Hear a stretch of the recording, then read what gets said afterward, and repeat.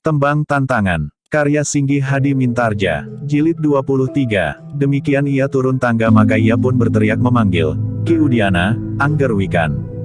Kalian dapat mempergunakan ini. Ki Demang itu pun kemudian menyerahkan kedua bilah pedang yang berbeda bentuknya itu kepada Ki Udiana dan Wikan. Terima kasih berkata Ki Udiana dan Wikan hampir berbareng sambil menerima pedang-pedang itu. Sementara itu, ia pun memberikan tombak pendek yang dibawanya itu kepada Nyi Udiana. Nyi, mungkin Nyi Udiana memerlukan senjata ini. Terima kasih, Ki Demang. Bagaimana dengan Ki Demang sendiri jika keadaan memaksa Ki Demang mempergunakannya? Keris ini jawab Ki Demang. Nyi Udiana adalah seorang yang berilmu tinggi yang dapat mempergunakan jenis senjata apa saja. Karena itu, maka tombak pendek itu di tangannya akan menjadi sangat berbahaya pula. Sementara itu, Ki Udiana dan Wikan sudah bersenjata pula. Sementara orang bertubuh pendek itu menggeram, aku tidak pernah gagal. Golokku telah mengakhiri perlawanan serta membunuh puluhan orang. Mula-mula aku membuat lekukan di hulunya setiap aku membunuh.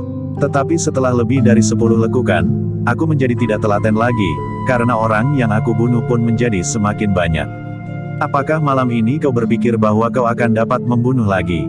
Ya, kami akan membunuh kalian. Golokku yang sudah keluar dari urangkanya, selalu saja minum darah orang-orang sombong seperti kalian berdua ini. Bagus. Jika demikian, maka seandainya aku harus membunuh kalian, maka aku tidak akan menyesal, sahut Wikan. Orang bertubuh pendek itu pun mulai mengayunkan goloknya yang besar. Sementara Wikan masih menimang-nimang pedang yang diberikan oleh Ki Demang. Menurut penglihatan Wikan, pedang itu adalah pedang yang bagus. Ukurannya pun sesuai bagi Wikan. Wikan melihat buatannya yang rumit. Pedang itu adalah pedang yang lurus, ujungnya runcing dan tajam di kedua sisinya. Sedangkan pedang di tangan Ki Udiana adalah pedang yang tidak lurus meskipun hanya sedikit sekali lengkungannya. Tetapi pedang itu tidak tajam di kedua sisinya. Daun pedangnya justru agak kehitam-hitaman. Tetapi pedang itu adalah pedang yang dibuat khusus, karena pada daun pedangnya itu terdapat pamor yang berkeredipan. Demikianlah, maka orang bertubuh pendek itu pun segera memberi isyarat kepada para pengikutnya untuk segera menyerang. Seorang yang berjanggut panjang, berkumis lebat, yang beberapa giginya sudah patah meskipun orang itu belum nampak tua, telah berloncatan menyerang dengan senjata kapaknya. Namun dengan tangkasnya Wikan menangkisnya dengan pedangnya. Ketika pedang itu kemudian berputar, dan mematuk dengan cepat, maka orang itu pun terkejut. Ia tidak mengira bahwa secepat itu, pedang di tangan orang yang masih terhitung muda itu menggores lengannya. Bangsat kau, orang itu mengumpat kasar. Matanya memandanginya dengan tajamnya serta memancarkan dendam yang membara. Sentuhan ujung pedang yang melukai lengannya itu terasa sangat menyakitkan hati. Demikianlah maka pertempuran itu menjadi semakin sengit. Senjata-senjata pun berputaran. Cahaya yang terpantul dari lampu minyak di pendapa nampak berkilat-kilat. Sedangkan bunga api yang terjadi dalam benturan-benturan yang keras, nampak berloncatan berhamburan. Demikianlah pertempuran pun menjadi semakin cepat. Namun ternyata bahwa Ki Udiana dan Wikan mampu membuat lawan-lawan mereka menjadi bingung. Orang yang bertubuh gemuk itu pun kemudian telah memikirkan satu cara yang licik untuk memaksa kedua orang yang bertempur itu meletakkan senjata mereka. Jika ia dapat menguasai Ki Demang atau perempuan yang kemudian membawa tombak pendek itu, maka kedua orang yang mengaku dari gerombolan naga wulung itu akan menghentikan perlawanan. Mereka tentu hanya membual saja tentang gerombolan yang bernama naga wulung itu, berkata orang itu di dalam hatinya. Karena itu, maka orang bertubuh pendek sedikit gemuk itu telah membuat ancang-ancang untuk menerkam Ki Demang serta melekatkan goloknya di lehernya. Jika Ki Demang itu ternyata juga berilmu tinggi, sehingga mampu menghindar, maka ia harus dengan cepat menguasai perempuan yang membawa tombak itu. Ia harus melepaskan tombaknya serta menjadi tidak berdaya karena goloknya yang besar itu. Demikianlah, maka ketika orang bertubuh pendek dan sedikit gemuk itu mendapat kesempatan, maka ia pun segera meloncat menyerang Ki Demang. Orang itu tidak ingin membunuh Ki Demang dengan serta-merta.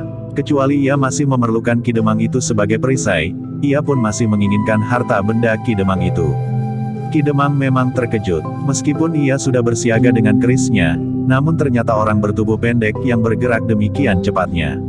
Ketika Ki Demang berusaha menangkis ayunan golok yang besar itu, maka Ki Demang telah terkejut sekali. Keris di tangannya itu tergetar. Telapak tangannya menjadi panas seperti tersentuh bara. Orang bertubuh pendek itu pun kemudian telah memutar goloknya. Tidak terlalu keras, namun rasa-rasanya keris Ki Demang itu bagaikan terhisap, sehingga terlepas dari tangannya.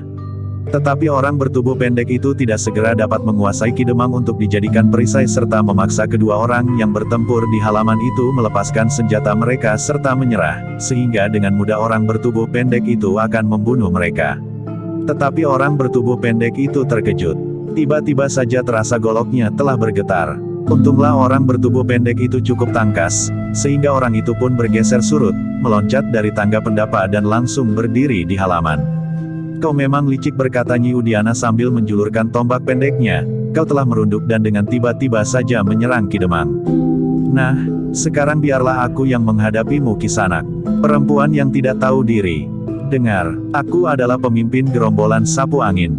Apa yang dapat kau lakukan di hadapanku? Hei, banyak. Antara lain membunuhmu." Orang bertubuh pendek itu menjadi sangat marah. Tiba-tiba saja ia pun meloncat menyerang Nyi Udiana dengan goloknya yang besar. Ia telah gagal menguasai Ki Demang, tetapi ia tidak boleh gagal menguasai perempuan itu. Perempuan itu tentu akan dapat juga dijadikan perisai untuk menghentikan perlawanan kedua orang berilmu tinggi itu. Tetapi ternyata bahwa orang bertubuh pendek itu tidak segera mampu menguasai perempuan yang bersenjata tombak itu. Demikianlah keduanya telah bertempur dengan sengitnya. Tetapi justru orang bertubuh pendek itulah yang segera telah terdesak. Tombak pendek Nyi Udiana berputaran dengan cepat. Sekali-kali menggapai ke arah dada. Namun kemudian dengan cepat terjulur mematuk lambung. Orang bertubuh pendek itu pun kemudian menjadi semakin tidak sabar lagi. Apalagi ketika ia melihat 4 orang pengikutnya yang bertempur di halaman semakin mengalami kesulitan. Karena itu, maka orang bertubuh pendek itu sampai pada saat keputusan untuk mempergunakan senjata-senjata rahasianya. Karena itu, tiba-tiba saja telah meluncur 2 batang pisau belati kecil mengarah ke dada Nyi Udiana. Tetapi Nyi Udiana bukanlah perempuan kebanyakan. Karena itu, maka 2 buah pisau belati kecil yang mengarah ke dadanya itu, sama sekali tidak menggetarkan jantungnya. Kedua pisau belati yang meluncur itu berkilat memantulkan cahaya lampu minyak di pendapa, sehingga Nyi Udiana mampu dengan cepat menghindarinya. Orang bertubuh pendek itu menggeram. Senjata rahasianya ternyata tidak mampu mengenai sasaran. Meskipun demikian, orang itu masih mencoba menyerang Nyi Udiana dengan senjata rahasianya itu. 2 lagi pisau belati kecil telah meluncur dari tangannya. Demikian cepatnya, sehingga orang lain tidak sempat melihatnya. Tetapi Nyi Udiana yang berilmu tinggi itu melihat 2 pisau belati kecil itu meluncur. Nyi Udiana sengaja tidak bergeser dari tempatnya. Tetapi tombak pendeknya dengan kecepatan yang sangat tinggi, memukul kedua pisau belati yang meluncur ke arahnya itu.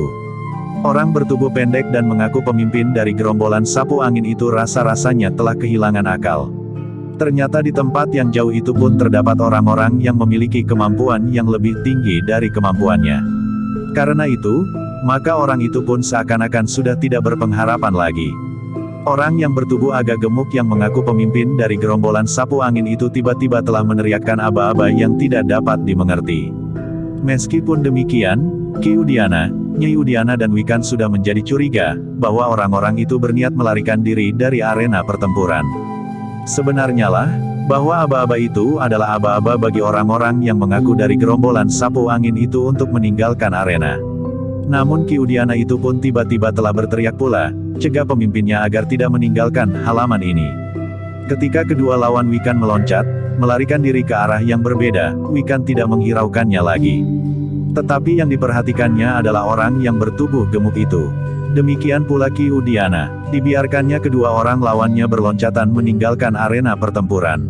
Tetapi Ki Udiana sendiri segera berusaha untuk mencegah orang bertubuh gemuk itu agar tidak dapat melarikan diri. Orang bertubuh gemuk itu mengumpat. Tiba-tiba saja Wikan telah berdiri di hadapannya. Ketika ia berbalik, maka Ki Udiana telah siap pula menghadapinya.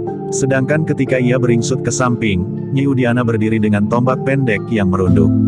Orang bertubuh gemuk itu menjadi bingung. Sementara itu keempat orang kawannya sudah lari bercerai-berai. Seorang di antara mereka berlari melalui regol halaman. Namun yang lain berlari meloncati dinding halaman. Seorang di antaranya berlari ke kebun belakang dan baru meloncat setelah ia berada di antara rumpun-rumpun bambu di kebun. "Kau akan lari kemana?" bertanya Wikan. "Licik," geram orang itu, "kalian hanya berani bertempur bersama melawan aku seorang diri."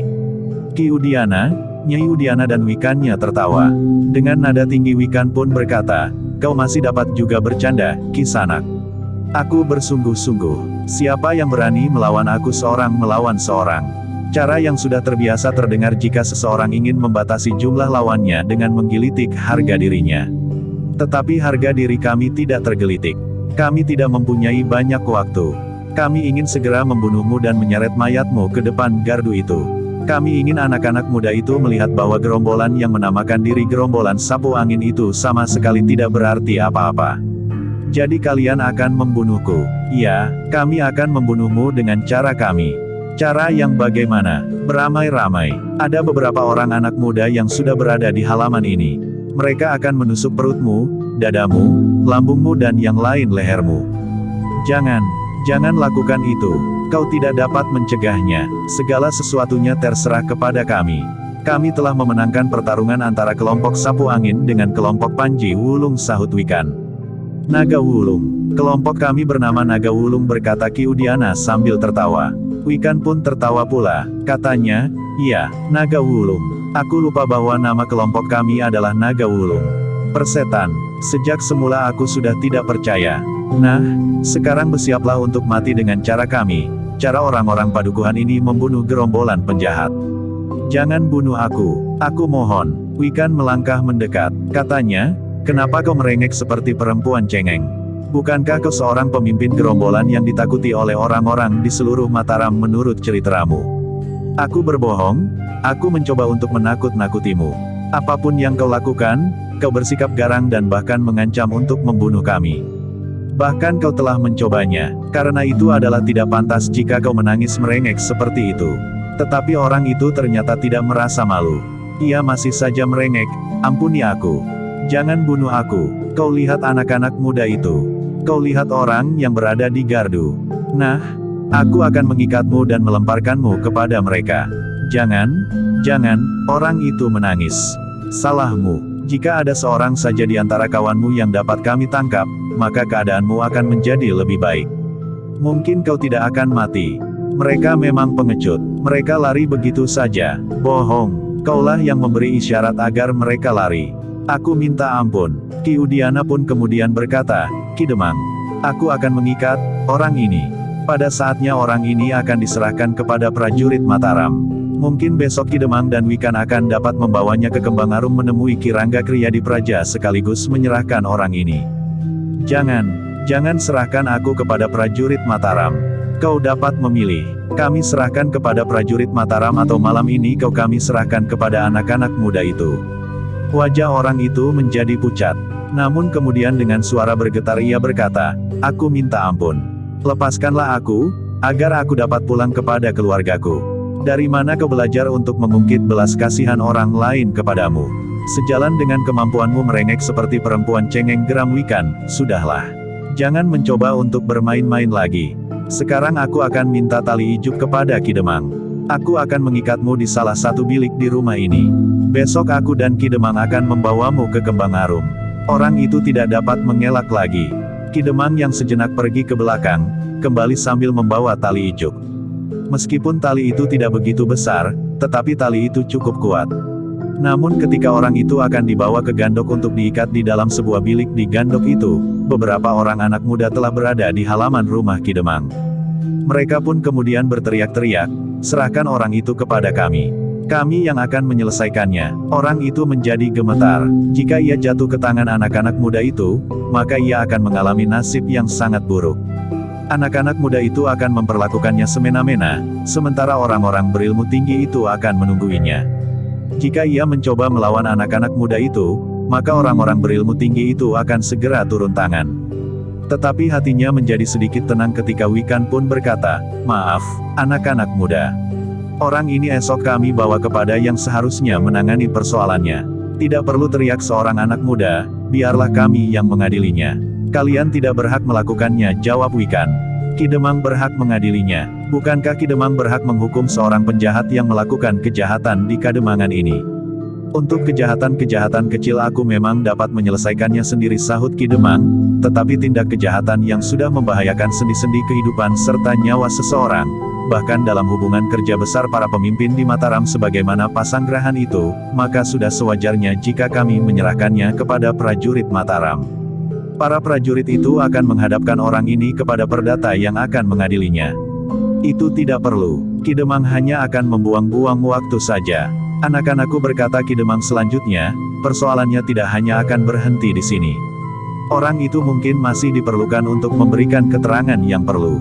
Mungkin ada gerakan yang lebih besar lagi di belakang sikap mereka malam ini. Gerombolan sapu angin tentu mempunyai pendukung yang kuat di sarangnya. Agaknya orang ini masih kami perlukan. Ternyata keterangan Ki Demang itu dapat dimengerti oleh anak-anak muda itu.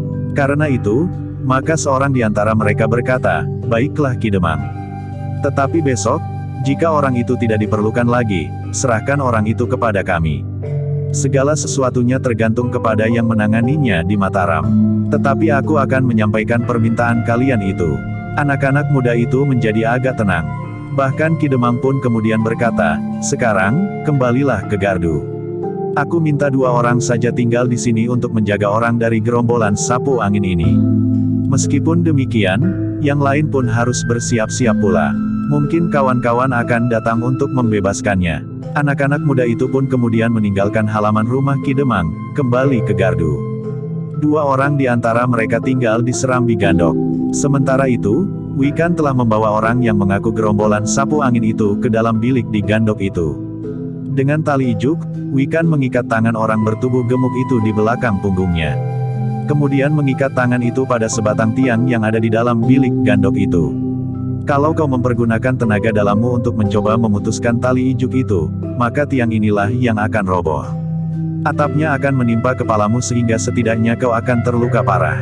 Beruntunglah jika kau dapat langsung mati. Tetapi dapat juga terjadi kekayuan di atap itu akan runtuh dan menusuk tubuhmu. Tetapi kau tidak segera mati. Orang itu tidak menjawab, tetapi ia sempat mengamati atap Gandok itu. Ia melihat tulang-tulang atap itu terbuat dari kayu jati tua pilihan. Demikian pula tiang yang ada di Gandok itu. Namun susunan tulang-tulang Gandok itu memang memungkinkan terjadi sebagaimana dikatakan oleh Wikan. Sejenak kemudian Wikan pun meninggalkan orang yang bertubuh agak gemuk dan mengaku pemimpin dari gerombolan sapu angin itu. Namun ketika ia berada di luar, maka ia pun berkata kepada Ki Udiana perlahan, Paman, sebaiknya kita tidak meninggalkan tempat ini sampai esok pagi. Mungkin kawan-kawan orang itu masih akan kembali untuk membebaskannya. Sementara itu, di Kademangan ini tidak ada kekuatan yang cukup memadai. Ki Udiana mengangguk-angguk sambil berdesis, baiklah. Malam ini kita akan tetap berada di sini. Tetapi bagaimana rencanamu untuk ikut Ki Demang ke Kembang Arum? Besok aku akan berangkat dari rumah Ki Demang ini saja, Paman. Bukankah aku juga akan membawa orang itu? Ki Udiana pun mengangguk-angguk pula. Katanya, baiklah, kita akan berbicara kepada Ki Demang. Ternyata Ki Demang merasa senang sekali bahwa ketiga orang berilmu tinggi itu bersedia berada di rumahnya malam itu. Kami sekademangan akan merasa tenang dengan kesediaan Ki Udiana, Nyi Udiana dan Angger Wikan berada di sini malam ini. Justru besok pagi Angger Wikan dapat berangkat ke Kembang Arum dari rumah ini. Ki Demang pun segera mempersiapkan 2 buah bilik bagi ketiga orang tamunya. Wikan mendapat bilik di sebelah bilik yang dipergunakan untuk menahan pemimpin gerombolan sapu angin. Sedangkan Ki Udiana dan Nyi Udiana telah disediakan bilik di Gandok di sisi yang lain. Namun ternyata di sisa malam itu, orang-orang dari gerombolan sapu angin itu tidak kembali lagi. Mungkin mereka benar-benar datang dari jauh, bahkan dari Mataram, sehingga mereka tidak sempat menghubungi kawan-kawan mereka untuk membebaskan orang yang mengaku sebagai pemimpin gerombolan sapu angin itu. Pagi itu seperti yang direncanakan, maka Ki Demang dan Wikan pun sudah siap untuk pergi ke Kembang Arum. Namun yang tidak mereka rencanakan sebelumnya, bahwa pagi itu mereka akan membawa seorang tawanan yang mengaku pemimpin dari gerombolan sapu angin yang telah berusaha merampok Ki Demang. Demikian Ki Jagabaya datang, maka mereka bertiga pun segera berangkat ke Kembang Arum dengan membawa pemimpin gerombolan sapu angin itu. Sementara itu, Ki Udiana dan Nyi Udiana telah minta diri untuk kembali ke padepokannya. Apakah Ki Udiana dan Nyi Udiana tidak menunggu kedatangan kami di rumahku saja? Bertanya Ki Demang. Orang-orang yang berada di padepokan akan dapat menjadi sangat gelisah jika kami tidak segera pulang. Ki Demang pun mengangguk-angguk. Sementara Wikan pun berkata, aku nanti juga akan segera pulang Paman. Hati-hatilah, pesan Ki Udiana. Sejenak kemudian maka mereka pun meninggalkan rumah Ki Demang ke arah yang berbeda. Ki Demang, Ki Jagabaya dan Wikan pergi ke Kembang Arum sambil membawa seorang tawanan, sementara Ki Udiana dan Nyi Udiana akan kembali ke Padepokan. Ki Rangga Kriyadipraja di Kembang Arum memang agak terkejut melihat Ki Demang dan beberapa orang datang kepadanya, sambil menggiring seseorang yang terikat tangannya. Seorang prajurit telah mempersilahkan mereka naik ke pendapa dan duduk di peringgitan. Ki Demang telah mengejutkan aku, berkata Ki Rangga Kriyadipraja setelah duduk pula menemui Ki Demang. Maaf Ki Rangga, kami tidak sempat memberitahukan lebih dahulu. Ada keperluan apa Ki Demang? Yang mula-mula dilaporkan adalah tentang orang yang mengaku pemimpin gerombolan sapu angin itu. Maksud kedatangannya serta ancaman-ancaman yang telah dilontarkan kepada Ki Demang. Ki Rangga Kriyadipraja itu pun mengangguk-angguk. Katanya dengan nada datar, jadi ada gerombolan penjahat yang ingin menunggangi rencana pembangunan Pasanggrahan itu. Iya, Ki Rangga. Ki Rangga mengangguk-angguk, sementara Ki Demang pun berkata, selain persoalan gerombolan sapu angin, kami juga ingin menyampaikan beberapa laporan yang lain. Tentang Pasanggrahan itu, iya, Ki Rangga, tetapi kami mohon, agar orang ini dapat disingkirkan lebih dahulu. Ki Rangga Kriyadipraja pun kemudian telah memerintahkan seorang prajurit untuk membawa orang yang mengaku pimpinan gerombolan sapu angin itu menyingkir sambil berpesan, hati-hatilah dengan orang itu. Baik Ki Rangga, jawab seorang lurah prajurit yang kemudian membawa orang yang mengaku pimpinan gerombolan sapu angin itu pergi. Ternyata lurah prajurit itu adalah seorang yang teliti.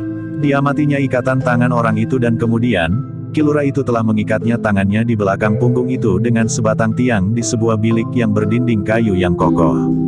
Bilik yang memang diperuntukkan menahan orang-orang yang melakukan pelanggaran yang berat sebelum dijatuhkan hukuman bagi orang itu atau sebelum mereka dibawa ke Mataram.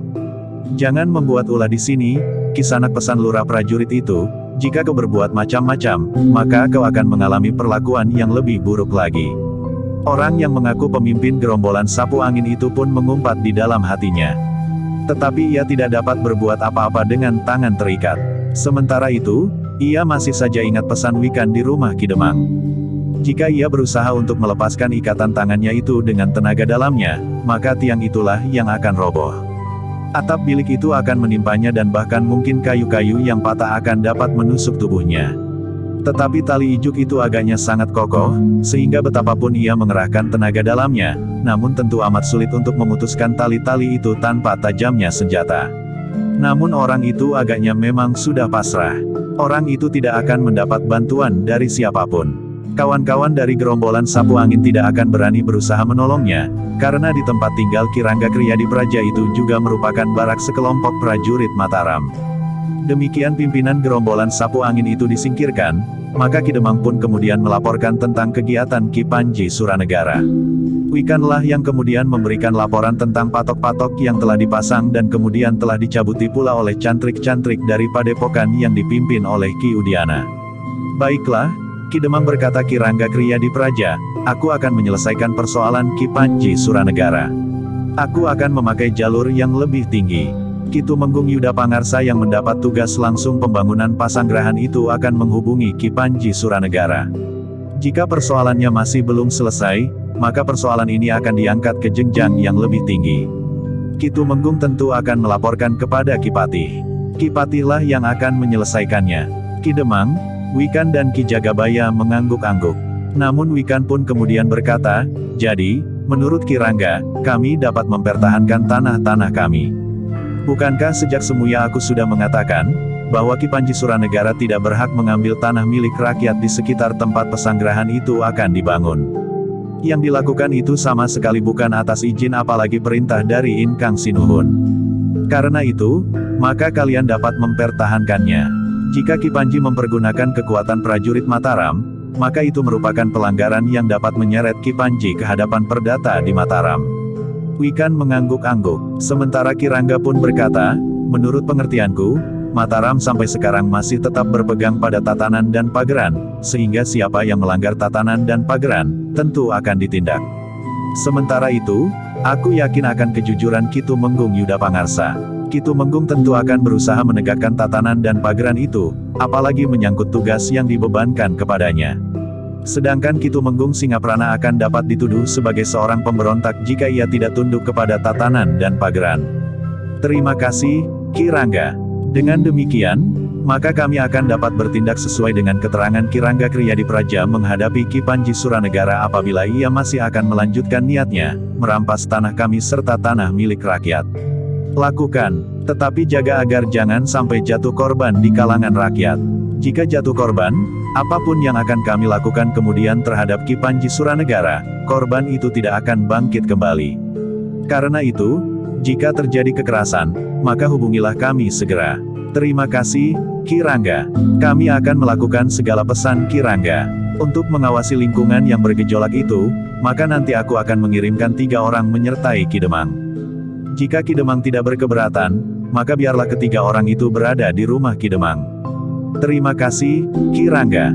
Jika Ki Rangga sempat memerintahkan beberapa orang prajurit berada di rumahku, kami akan merasa tenang menghadapi beberapa persoalan, termasuk persoalan dengan orang-orang sapu angin. Demikianlah, maka Ki Rangga pun telah memerintahkan 3 orang prajurit untuk berkemas. Mereka akan berada di rumah Ki Demang beberapa lama, sehingga keadaan menjadi tenang. Sementara itu Ki Rangga Kriyadipraja akan melaporkan peristiwa-peristiwa yang telah terjadi di sekitar tempat pesanggerahan itu dibangun ke Mataram segera. Demikianlah, maka Ki Demang, Wikan dan Ki Jagabaya pun segera minta diri. 3 orang prajurit yang akan pergi bersama mereka pun telah siap pula. Mereka sudah mempersiapkan diri untuk berada di rumah Ki Demang beberapa hari untuk mengikuti perkembangan keadaan di sekitar tempat pasanggerahan itu akan dibangun. Ki Rangga Kriyadipraja pun telah memberikan pesan-pesan kepada mereka, apa saja yang harus mereka perhatikan serta wewenang mereka untuk mengambil langkah-langkah yang perlu. Kalian bawa surat ketetapan yang telah disiapkan, agar kalian dapat menjalankan tugas kalian dengan tenang. Baik, Ki Rangga, jawab prajurit yang tertua, seorang lurah yang akan bertanggung jawab atas tugas mereka bertiga. Sejenak kemudian, maka Ki Demang, Wikan dan Ki Jagabaya pun segera minta diri. Mereka akan disertai oleh ketiga orang prajurit yang telah siap pula di halaman. Ke-6 orang berkuda itu pun kemudian telah berderap menyusuri jalan-jalan bulak yang panjang. Namun jarak yang akan mereka tempuh tidak perlu jauh. Dalam pada itu, ketika mereka menjadi semakin dekat dengan padukuhan induk tempat tinggal Ki Demang, maka Wikan pun telah minta diri. Ia akan memisahkan diri kembali ke padepokan. Apakah Angger tidak singgah dahulu di rumahku? Bertanya Ki Demang. Terima kasih, Ki Demang. Ketika orang prajurit itu akan dapat menyelesaikan semua masalah yang Ki Demang hadapi. Namun lurah prajurit itu pun menyahut, sepanjang wewenang kami, Ki Sanak. Tetapi wewenang Ki Lurah cukup luas. Jika masih dalam wewenang kami, maka kami tentu akan membantu kesulitan-kesulitan yang akan dialami oleh Ki Demang. Bukan saja dalam hubungannya dengan pesanggerahan yang akan dibuat itu, tetapi juga berhubungan dengan apa saja. Bukankah dengan demikian, Ki Demang dan Ki Jagabaya sudah tidak sendiri atau hanya berdua bersama para bebahu lagi? Ki Lurah prajurit itu tersenyum. Sementara Ki Demang pun berkata, jika kami memerlukan Angger dan Ki Udiana kami akan menghubungi padepokan. Silahkan Ki Demang. Tetapi sebaliknya jika perlu kami juga akan menghubungi Ki Demang serta Ki Lurah.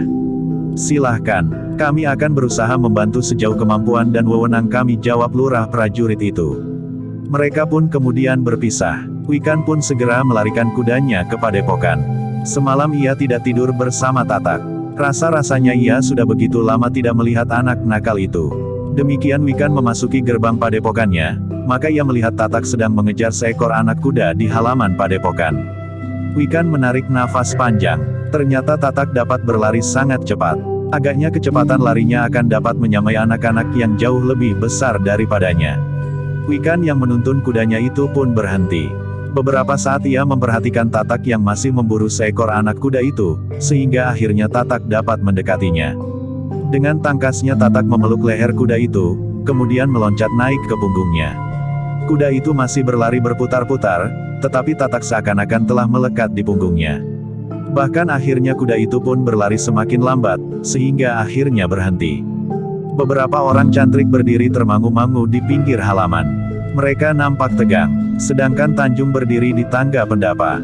Jantungnya terasa berdebaran, namun akhirnya Tanjung itu pun menarik nafas panjang. Ia melihat Tatak duduk di punggung kuda yang sudah tidak berlari-lari lagi. Pada saat itulah Tatak melihat Wikan berdiri di depan pintu gerbang halaman padepokannya. Ayah, teriak Tatak yang masih duduk di punggung kudanya. Kuda ini sudah menjadi semakin besar. Aku mulai menjinakkannya dan mengajarinya menjadi kuda tunggangan yang patuh. Hati-hatilah, Tatak, pesan Wikan. Aku selalu berhati-hati, ayah. Lihat, bukankah aku tidak apa-apa? Wikan pun kemudian menuntun kudanya melintasi halaman. Seorang cantrik menerima kuda itu sambil bertanya, "Kau sudah pergi ke Kembang Arum?" Kakang Udiana mengatakan bahwa kau pergi ke Kembang Arum bersama Ki Demang. "Ya, aku sudah pergi ke Kembang Arum." "Bukankah kita tidak dianggap bersalah?" "Tidak, kita tidak dianggap bersalah." "Syukurlah, mudah-mudahan tidak ada masalah yang timbul kemudian." "Bukankah hari ini mereka tidak memasang patok lagi?" "Ketika aku lewat di bulak itu, aku tidak melihat seseorang di sana atau patok-patok yang sudah terpasang." "Tidak, Kakang. Hari ini mereka tidak kembali." Wikan pun mengangguk-angguk. Setelah menyerahkan kudanya, maka Wikan pun mendapatkan Tanjung yang berdiri di tangga pendapa bangunan utama padepokannya. "Bukankah Kakang baik-baik saja?" bertanya Tanjung. "Aku baik-baik saja, Tanjung. Bagaimana dengan kau dan seisi padepokan ini?" "Baik, Kakang. Tidak ada apa-apa. Orang-orang Mataram itu hari ini tidak kembali." "Yang memasang patok itu maksudmu?" "Ya, Paman dan Bibi tadi juga sudah melihat-lihat keadaan di sawah. Memang tidak ada apa-apa hari ini. Entah esok atau lusa, mungkin orang-orang Mataram itu kembali untuk mencari bantuan." "Mereka memang orang-orang Mataram, Tanjung. Tetapi menyebutnya dengan orang-orang Mataram, mungkin akan dapat salah paham. Karena perbuatan Ki Panji Suranegara itu tidak dapat diterima oleh orang-orang Mataram sendiri." Tanjung mengangguk-angguk, namun kemudian ia pun berkata, "Marilah, Kakang. Silahkan, Paman dan Bibi sedang berada di belakang." Tetapi Wikan tidak naik ke pendapa. Ia pun langsung pergi ke biliknya diikuti oleh Tanjung. Namun Tanjung itu sempat berpesan kepada seorang cantrik, "Tolong, amati Tatak. Jangan sampai keluar pintu gerbang." "Aku akan menutup pintu gerbang itu," sahut cantrik itu. Sebenarnya lah cantrik itu pun kemudian telah menutup pintu gerbang. Ia melihat beberapa kali Tatak berpaling ke arah pintu itu. Anak itu dapat saja tiba-tiba melarikan kudanya keluar pintu gerbang. Wikan pun kemudian telah menemui Paman dan Bibinya bersama Tanjung. Wikan telah melaporkan apa yang telah dibicarakannya bersama Ki Demang dengan Ki Rangga Kriyadipraja. Hari ini Ki Rangga akan pergi ke Mataram. Mudah-mudahan masalah para pengikut Ki Panji Suranegara itu segera dapat diselesaikan. Sebenarnya lah pada hari itu juga Ki Rangga Kriyadipraja telah pergi ke Mataram bersama beberapa orang pengawalnya. Mereka langsung pergi ke rumah Ki Tumenggung Yuda Pangarsa untuk memberikan laporan tentang perkembangan keadaan di tempat pasanggrahan itu akan dibangun. Nampaknya Ki Tumenggung Singaprana telah melangkah terlalu jauh. Namun nampaknya usahanya itu telah terbentur sebuah padepokan yang dipimpin oleh seorang yang disebut Ki Udiana yang telah dengan berani menentangnya, sehingga telah terjadi benturan kekerasan. Ketika Ki Panji Suranegara memasang patok-patok bambu atas tanah yang dikatakan akan diambil oleh Kangjeng Sinuhun di Mataram itu, maka para cantrik dari padepokan yang dipimpin oleh Ki Udiana itu telah melawan. Ki Tumenggung Yuda Pangarsa menarik nafas panjang. Ia harus segera bertindak. Jika terjadi sesuatu di sekitar tempat pasanggrahan itu akan didirikan, lebih-lebih lagi jika terjadi kekerasan, maka peristiwa itu tentu akan menodai pasanggrahan itu sendiri. Kegelisahan dan barangkali dendam yang timbul dalam gejolak itu akan mempengaruhi suasana di pasanggrahan itu sendiri, sehingga keluarga Ingkang Sinuhun yang akan beristirahat di pasanggrahan itu akan kehilangan suasana tenteram dan damai yang diharapkannya di pasanggrahan itu. Karena itu, maka Ki Tumenggung itu pun kemudian berkata, "Baiklah. Aku akan menemui Ki Tumenggung Singaprana. Aku akan meminta pertanggungan jawabnya. Jika Ki Tumenggung Singaprana akan melanjutkan niatnya, maka aku akan menunggu perintah Ki Patih. Apakah aku harus bertindak tegas sebagaimana seorang prajurit atau Ki Patih akan mencari jalan lain? Jika aku harus bertindak tegas, maka aku akan melakukannya. Kalau aku bertindak atas nama Kangjeng Sinuhun, maka aku tentu akan mendapat dukungan dari para senapati yang lain yang ditunjuk oleh Ki Patih, sebagaimana seorang senapati yang akan berhadapan dengan sekelompok pemberontak. Aku telah menempatkan 3 orang prajurit di rumah Ki Demang yang telah menyerahkan tanah untuk pasanggrahan itu. Ketiga orang prajurit itu akan selalu memantau perkembangan keadaan yang terjadi di sekitar lingkungan pasanggrahan itu. Ki Rangga, aku minta Ki Rangga tidak segera kembali ke Kembang Arum.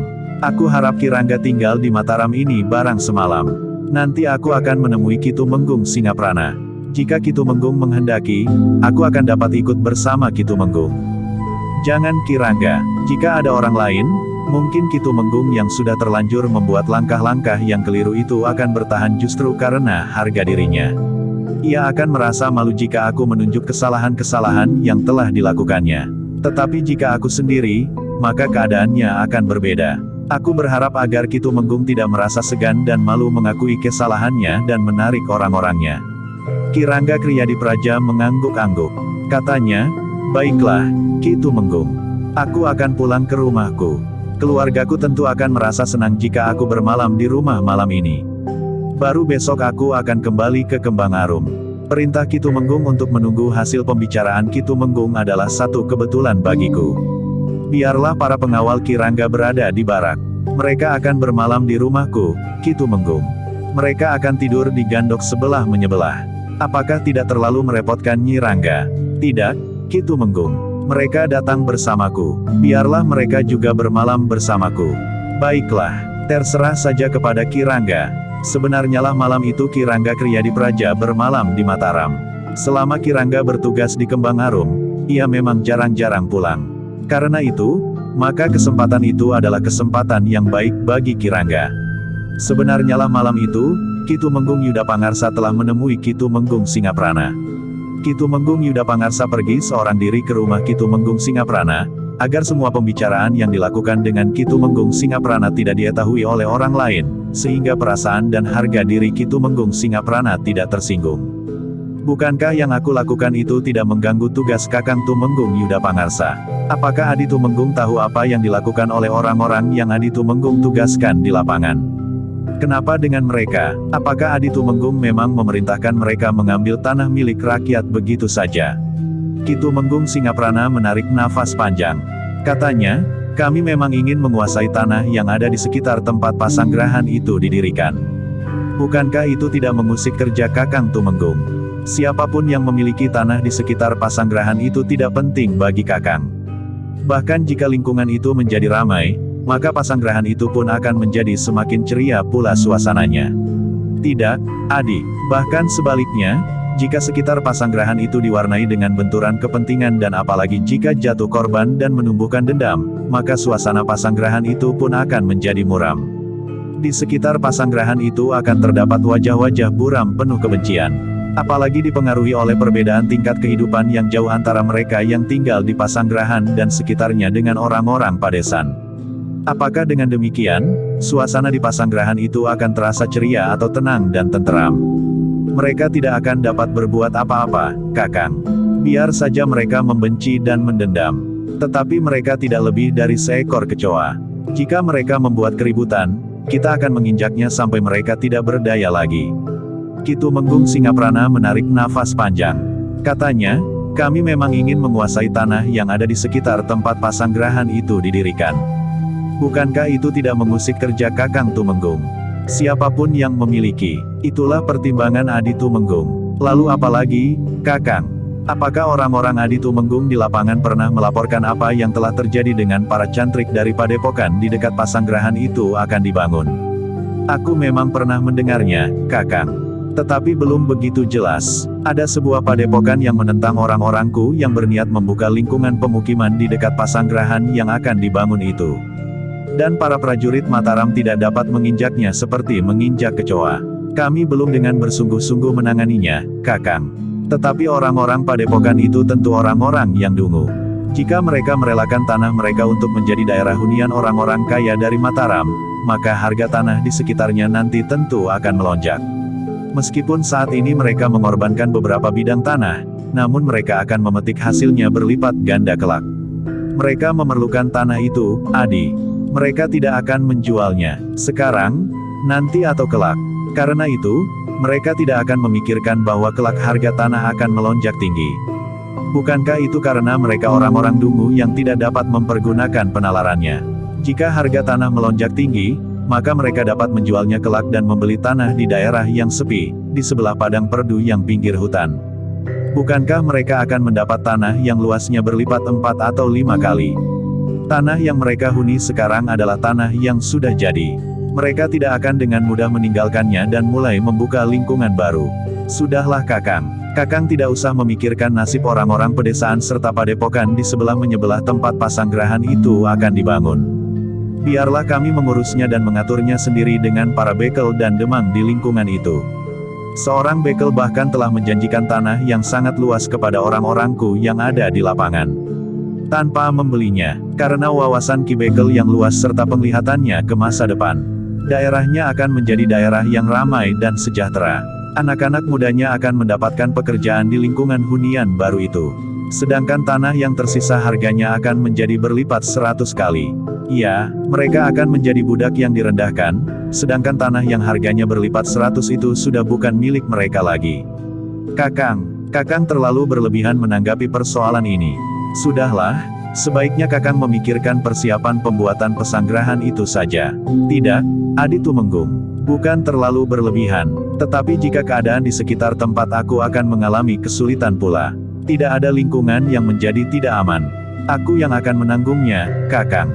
Sementara itu, beberapa pejabat yang aku hubungi sudah menyatakan persetujuannya. Bukankah aku sudah berjanji bahwa aku tidak akan mengganggu tugas Kakang Tumenggung Yuda Pangarsa?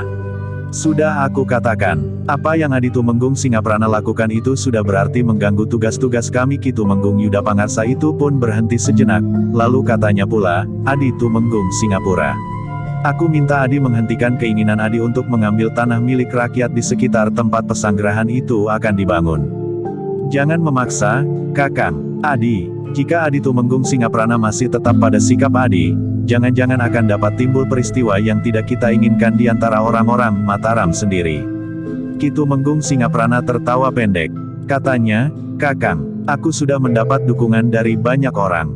Para pejabat di Mataram sudah menyatakan, bahwa sikapku adalah sikap yang benar dan menarik untuk dilaksanakan. Tetapi kita mempunyai atasan Adi. Apakah mereka sempat mengurus kerja kecil-kecilan sebagaimana kita lakukan sekarang? Bukankah mereka sedang berpikir tentang daerah Bangwetan yang nampaknya ingin melepaskan diri dari pengaruh Mataram? Sementara itu, para prajurit Mataram sudah mulai ditarik ke barak-barak di dalam kota raja, sehingga setiap saat mereka akan berangkat ke daerah Bangwetan.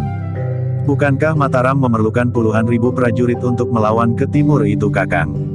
Nah, siapakah yang akan mengurus pembuatan pasanggerahan itu selain Kakang yang sudah mendapat limpahan wewenang untuk itu? Karena itu, Kakang, sebaiknya Kakang justru bergabung dengan kami. Aku tahu, Adi, tetapi bukankah dalam keadaan seperti ini, kita yang berada di belakang garis perang ini membantu membangun suasana yang baik, yang mendukung tugas besar ke daerah timur itu? Sudahlah Kakang, marilah kita mencari celah-celah yang dapat memberikan keuntungan bagi kita. Bukankah kita juga berhak mendapatkan keuntungan dari kerja yang akan kita lakukan, asal kita dapatkan dengan cara yang baik yang tidak merugikan orang lain? Ki Tumenggung Yuda Pangarsa pun dengan serta-merta telah bertanya, apakah yang Adi maksud dengan tidak merugikan orang lain serta dengan cara yang baik itu? Maksudku, bahwa aku tidak merugikan Kakang yang mendapat tugas untuk membangun pesanggerahan itu.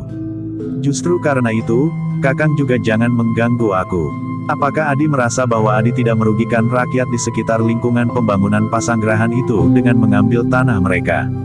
Anggap saja bahwa aku tidak akan merugikan mereka. Aku akan membeli tanah itu dengan harga yang layak.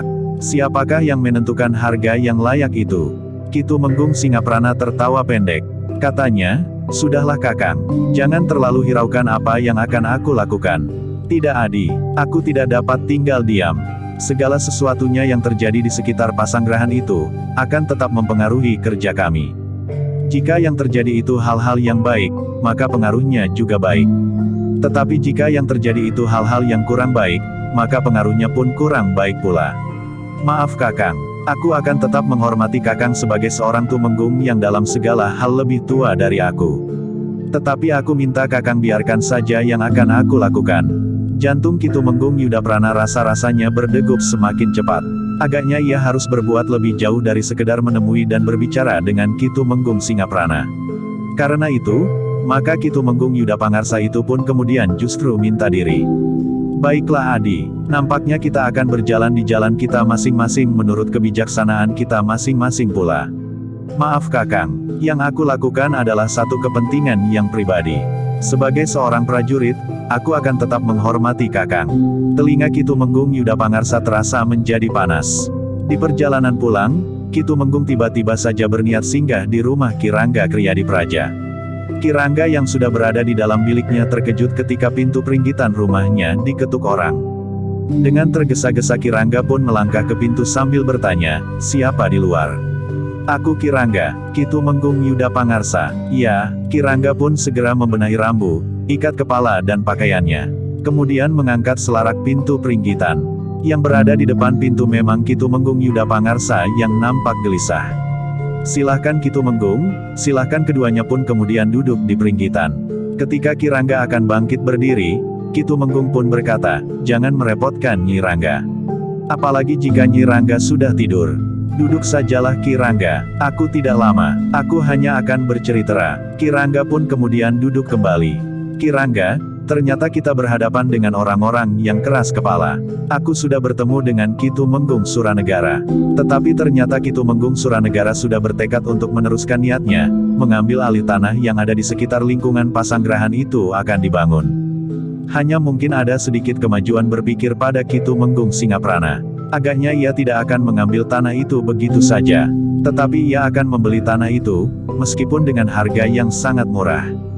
Jadi, apa yang sebaiknya kita lakukan?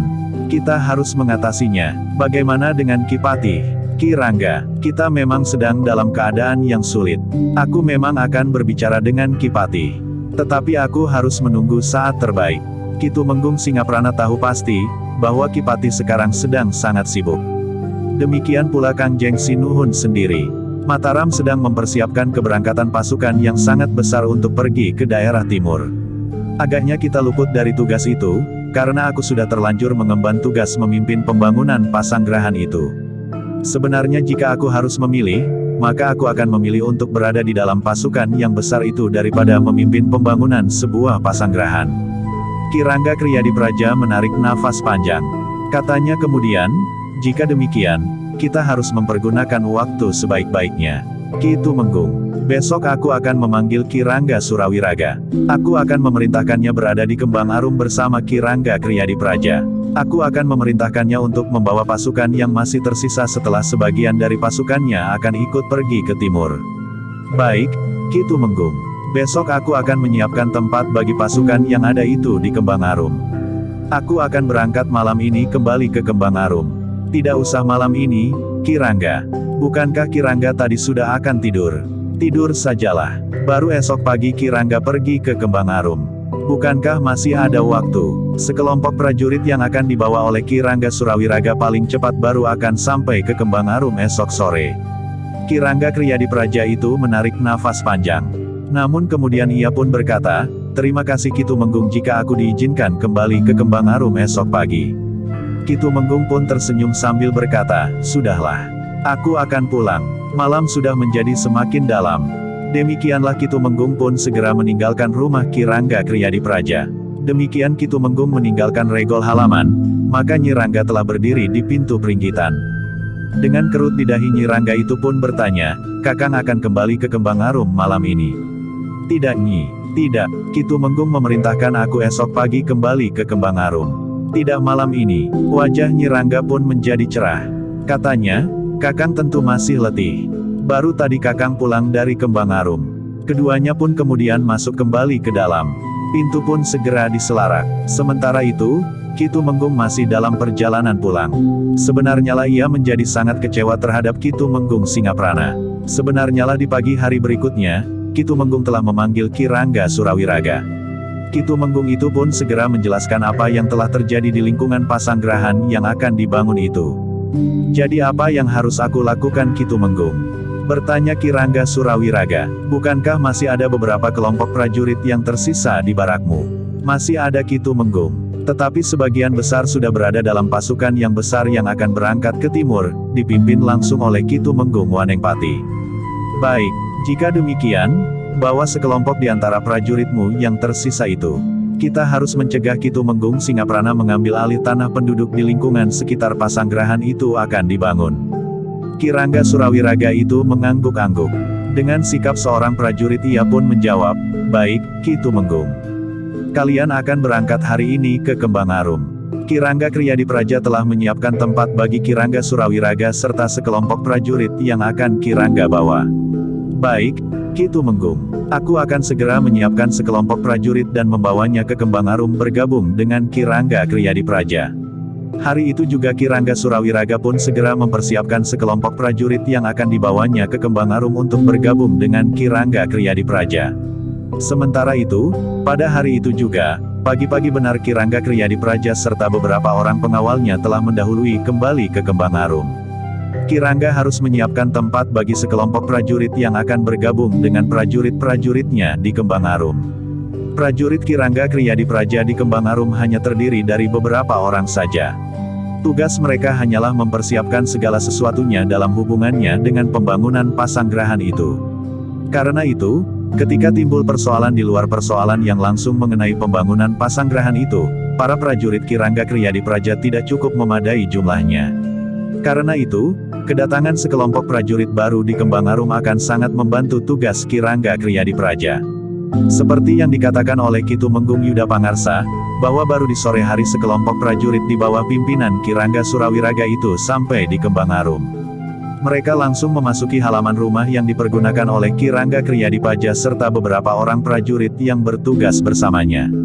Ketika sekelompok prajurit itu sampai di Kembang Arum, maka Ki Rangga Kriyadipraja sudah selesai mempersiapkan barak bagi mereka. Kembang Arum telah menyediakan banjar padukuhannya bagi kepentingan para prajurit itu. Sejak hari itu, di Kembang Arum telah tinggal sekelompok prajurit yang cukup banyak untuk dapat mengatasi persoalan yang mungkin timbul di sekitar tempat pesanggarahan yang akan dibangun itu. Ternyata bahwa persoalan itu timbul demikian cepatnya. Ki Rangga Kriyadipraja pun telah menerima laporan dari prajurit-prajuritnya yang berada di rumah Ki Demang, bahwa akan terjadi pengambil alihan tanah di sebuah padukuhan. Padukuhan Randu Batang, Ki Rangga berkata seorang prajurit yang berada di rumah Ki Demang. Ki Rangga Kriyadipraja pun mengangguk-angguk sambil menjawab, "Baiklah. Aku akan berbicara dengan Ki Rangga Surawiraga. Jika demikian, maka aku akan kembali ke rumah Ki Demang. Biarlah Ki Demang besok juga datang ke padukuhan Randu Batang." Bagaimana sikap Ki Bekel di Randu Batang? Sikap Ki Bekel tidak jelas, Ki Rangga. Tetapi agaknya Ki Bekel sudah dipengaruhi oleh Ki Panji Suranegara. Bahkan Ki Bekel nampaknya sudah menekan rakyatnya untuk membiarkan tanah mereka dikuasai oleh Ki Panji Suranegara. Kita akan melihat esok, tetapi rakyat Randu Batang akan menentangnya. Para prajurit yang dipimpin oleh Ki Rangga Surawiraga akan melindungi rakyat Randu Batang. Baik Ki Rangga, prajurit itu pun segera kembali ke rumah Ki Demang untuk memberitahukan keberadaan Ki Rangga Surawiraga di padukuhan Kembang Arum. Ketika malam tiba, terasa kegelisahan telah mencengkam rakyat Randu Batang. Anak-anak muda hilir mudik dari Banjar ke gardu-gardu Parondan. Sementara itu orang-orang tua berkumpul di Banjar untuk berbicara tentang rencana pengambil alihan sebagian tanah milik rakyat padukuhan itu oleh Ki Panji Suranegara. Bukankah tanah itu tidak diambil begitu saja oleh Kangjeng Sinuhun di Mataram? Kangjeng Sinuhun yang memiliki tanah membeli negeri Mataram ini telah berbaik hati dengan bersedia tanahnya sendiri. Apalagi tanah itu akan dipergunakan oleh Kangjeng Sinuhun sendiri, berkata Ki Bekel. Bukankah tanah untuk pesanggerahan itu sudah disiapkan oleh Ki Demang?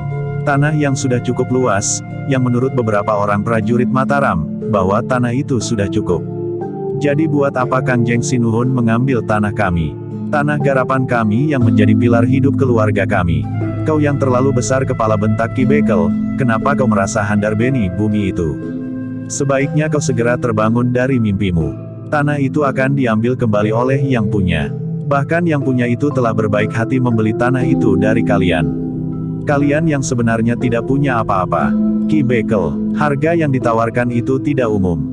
Di tempat ini harga tanah seharusnya 25 kali lipat dari harga yang ditawarkan oleh Ki Panji. Itu sudah jauh lebih baik daripada tanah itu begitu saja diambil kembali oleh yang punya. Ingat, Kangjeng Sinuhun yang akan mempergunakan tanah itu sebenarnya adalah yang punya tanah itu. Kami sudah menggarapnya turun-temurun, Ki Bekel. Kau harus berterima kasih 2 kali lipat. Kau sudah diperkenankan menggarap sawah itu turun-temurun. Jika tanah itu dihitung hasilnya dibagi 2 antara yang menggarap dan pemiliknya, maka sudah berapa hutangmu kepada Kangjeng Sinuhun? Sekarang pun kau harus berterima kasih, karena yang punya tanah itu telah bersedia membelinya berapapun harganya. Tetapi tanpa garapan itu, kami akan dapat menjadi kelaparan, berkata seorang laki-laki yang di kepalanya mulai tumbuh uban 1-2 helai. Ki Bekel tahu, anakku 5 orang. Di rumahku selain 5 orang anak, ada istriku, mertuaku laki-laki dan perempuan, serta ibuku sendiri. Sedang ayahku telah meninggalkan beberapa tahun yang lalu. Bahkan di samping mereka kadang-kadang adik iparku berada di rumahku pula. Sebulan atau 2 bulan, kalau aku kehilangan sawah itu, lalu dari mana kami dapat makan? Kau akan menerima uang dari Kangjeng Sinuhun. Kau akan dapat mempergunakannya sebagai modal. Modal apa? Berapakah jumlah uang yang akan kami terima? Menurut hitunganku, jika tanahku dibeli dengan harga sebagaimana ditetapkan oleh Ki Panji itu, uang yang akan aku terima hanya cukup untuk membeli seekor anak kambing. Katakan kambing itu betina, berapa lama aku menunggu kambing itu beranak? Sementara itu, anak-anakku satu-satu akan mati kelaparan. Cukup, bentak Ki Bekel, kalian ternyata orang-orang yang terlalu mementingkan diri sendiri. Kalian menilai persoalan yang digelar di bumi ini dari sudut pandang diri sendiri, sehingga kalian sama sekali tidak memperhitungkan kepentingan orang lain. Kepentingan orang banyak dan bahkan kepentingan Kangjeng Sinuhun sendiri. Bukankah Kangjeng Sinuhun memiliki apa saja yang tidak dimiliki oleh orang lain? Karena itu sebaiknya Kangjeng Sinuhun tidak merampas tanah kami, berkata seorang yang lain lagi. Sudahlah, Ki Bekel itu pun membentak lagi, jangan berbicara lagi. Bicara kalian membuat aku menjadi mual. Dengar, separuh dari tanah sendiri dan sebagian dari pelungguku juga berada di dalam patok bambu itu. Aku akan merelakannya, tetapi kelak harga tanahku yang separuh lagi akan berlipat 50 kali. Itu kalau masih ada tanah yang tersisa, Ki Bekel. Tetapi tanahku semuanya berada di dalam gawar lawe itu. Jadi ya, apa yang kelak bisa aku jual meskipun harga tanah berlipat 1000 kali? Kau memang bodoh sekali. Pesanggrahan itu akan memberikan lapangan kerja, akan memberikan kemungkinan mengalirnya uang ke padukuhan ini untuk membeli kebutuhan sehari-hari. Ketika seorang yang lain akan berbicara, Ki Bekel pun berkata hampir teriak, sudah, diam kalian semua. Tidak ada yang harus kita bicarakan di sini. Semua sudah menjadi ketetapan yang hanya dapat dilaksanakan. Tanpa dibicarakan lagi, orang-orang padukuhan itu pun terdiam. Apalagi ketika Ki Jagabaya padukuhan Randu Batang itu bangkit berdiri dengan tangan bersilang di dadanya. Maka rakyat Randu Batang pun menjadi semakin ketakutan. Ki Jagabaya itu dahulu waktu mudanya adalah seorang gegeduk yang ditakuti. Tetapi kemudian ia menyesali perbuatannya, sehingga menjadi orang yang baik. Karena itu, ketika diselenggarakan pemilihan seorang Jagabaya, maka orang itu pun terpilih. Dengan terpilihnya Jabagaya baru itu, maka padukuhan Randu Batang menjadi aman. Orang yang akan melakukan kejahatan harus berpikir 2-3 kali, karena mereka harus berhadapan dengan Ki Jagabaya yang bekas gegeduk yang menakutkan itu. Namun pada saat-saat terakhir, bersama Ki Bekel, Ki Jagabaya mulai berhubungan dengan Ki Panji Suranegara. Rasa-rasanya janji-janji yang diberikan oleh Ki Panji Suranegara dapat memberikan harapan bagi masa depan mereka yang panjang serta anak cucu mereka. Karena itu, maka Ki Bekel, Ki Jagabaya dan beberapa orang bebahu pun telah tergelincir dan kehilangan tanggung jawab mereka selaku bebahu sebuah padukuhan yang harus menghadiahkan hidupnya bagi rakyatnya. Orang-orang yang berada di Banjar itu pun terkejut ketika tiba-tiba saja Ki Jagabaya itu berteriak, sekarang pulang. Pulang? Semuanya harus pulang ke rumah masing-masing. Jangan berkeliaran di jalan-jalan atau di mulut jalan utama padukuhan ini. Beberapa orang memang segera beringsut. Mereka menjadi ngeri melihat mata Ki Jagabaya yang menjadi semerah bara. Wajah Ki Jagabaya pun seakan-akan telah berubah sebagaimana waktu mudanya, pada saat-saat Ki Jagabaya masih menjadi gegeduk yang ditakuti. Karena orang-orang yang berada di Banjar itu tidak segera beranjak pergi, maka Ki Jagabaya pun berteriak lebih keras, pergi. Pergi, atau aku harus memaksa kalian pergi. Orang-orang yang berada di Banjar itu mulai bergerak. Satu-satu mereka pun meninggalkan pendapa Banjar. Bahkan agaknya Ki Bekel dan Ki Jagabaya masih mengusir mereka agar mereka meninggalkan halaman Banjar. Pulang, pulang, semua orang harus pulang. Jika aku menemukan mereka yang masih berkeliaran di jalan-jalan, maka aku akan memaksa mereka itu pulang. Kalau perlu dengan kekerasan, orang-orang Randu Batang itu pun terpaksa keluar dari halaman Banjar, tetapi mereka tidak segera pulang. Mereka ternyata masih berkumpul di simpang 4 di sebelah gardu. Aku tidak rela menyerahkan tanah itu, Kang, berkata seorang laki-laki yang masih terhitung muda, anakku sekarang sudah bertambah 1 lagi. Jika aku kehilangan tanah itu, lalu apa yang akan kami makan sekeluarga? Ia sahut yang lain, daripada seluruh keluarga kami mati perlahan-lahan karena kelaparan, biarlah kami mati besok pagi. Ternyata orang-orang padukuhan Randu Batang itu seakan-akan telah mendapatkan satu kekuatan baru untuk mempertahankan tanah mereka.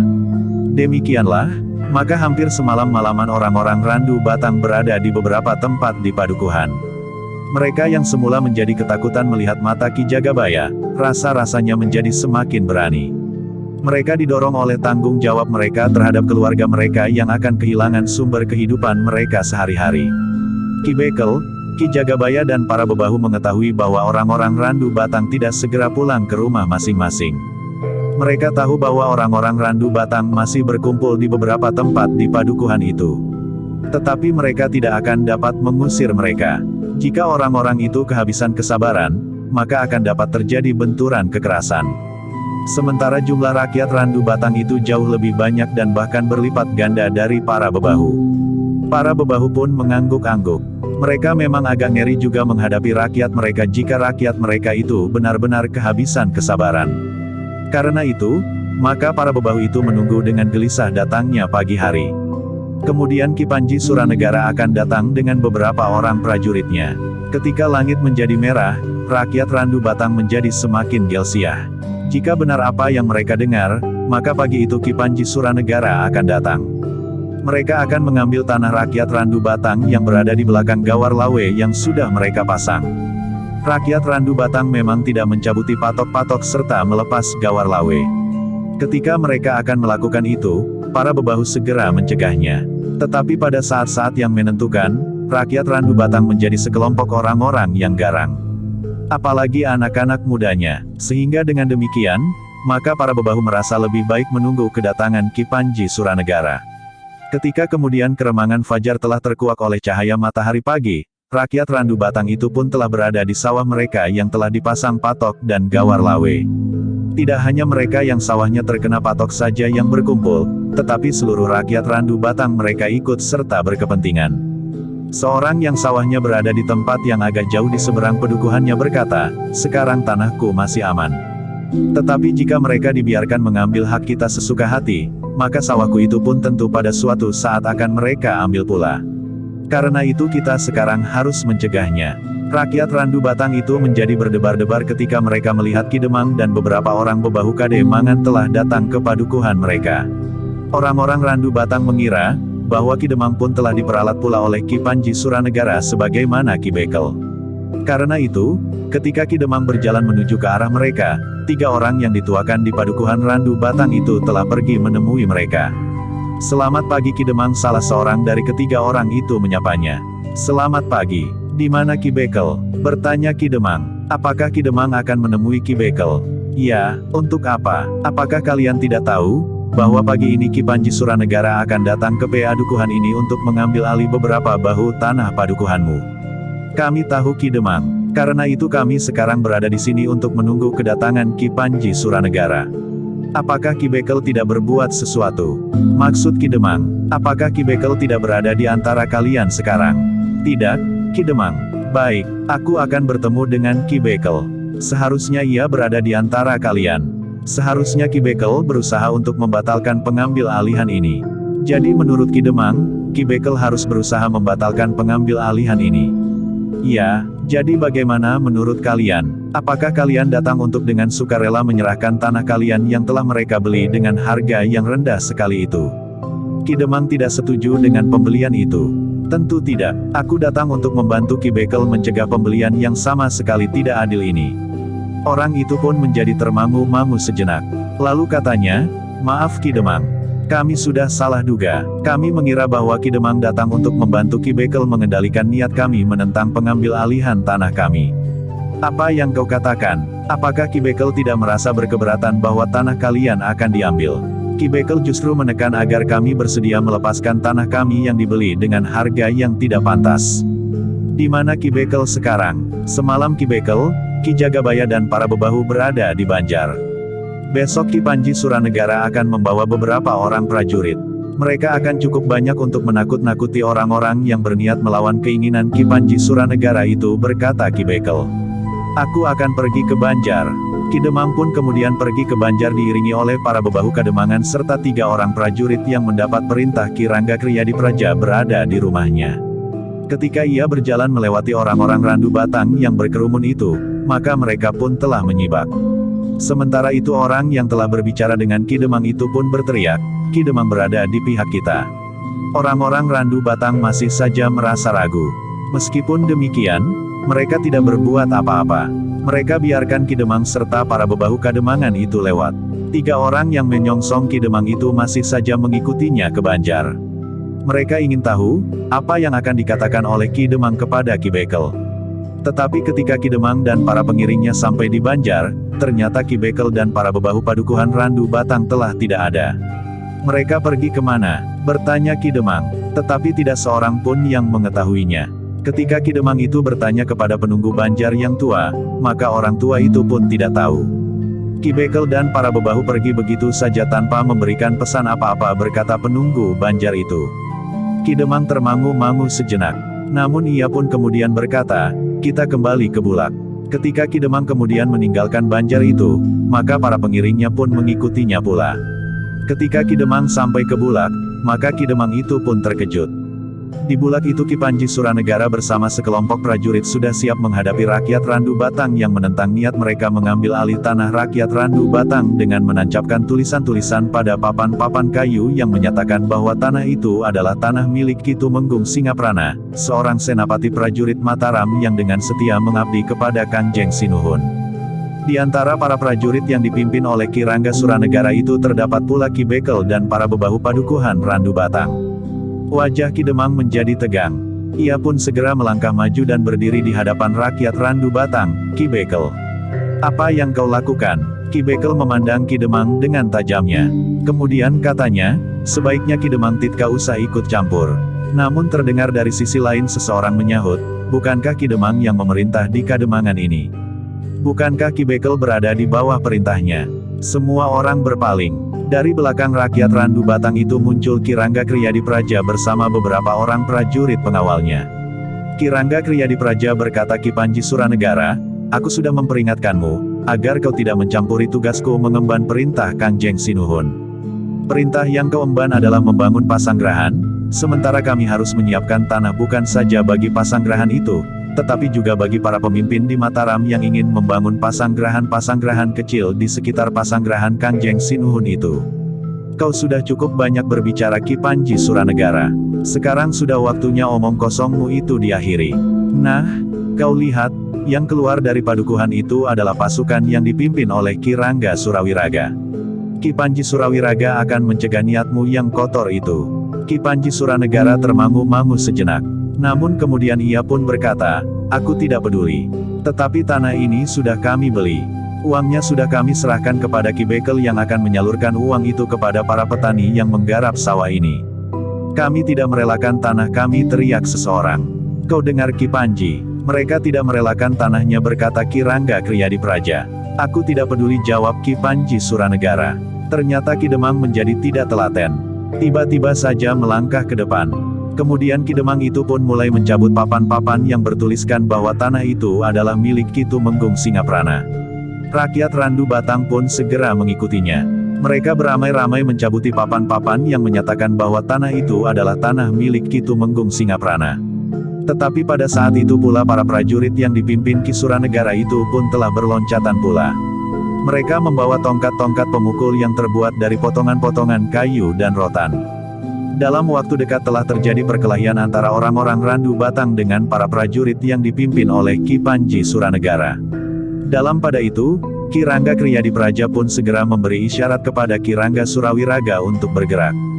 Ki Rangga Surawiraga telah mendapat tugas yang diberikan oleh Ki Tumenggung Yudapangarsa, sehingga tindakan yang akan diambil oleh Ki Rangga Surawiraga adalah sah sebagai tindakan sekelompok prajurit Mataram. Tetapi Ki Rangga Surawiraga itu tidak segera bertindak. Prajurit-prajuritnya hanya mengawasi saja apa yang telah terjadi.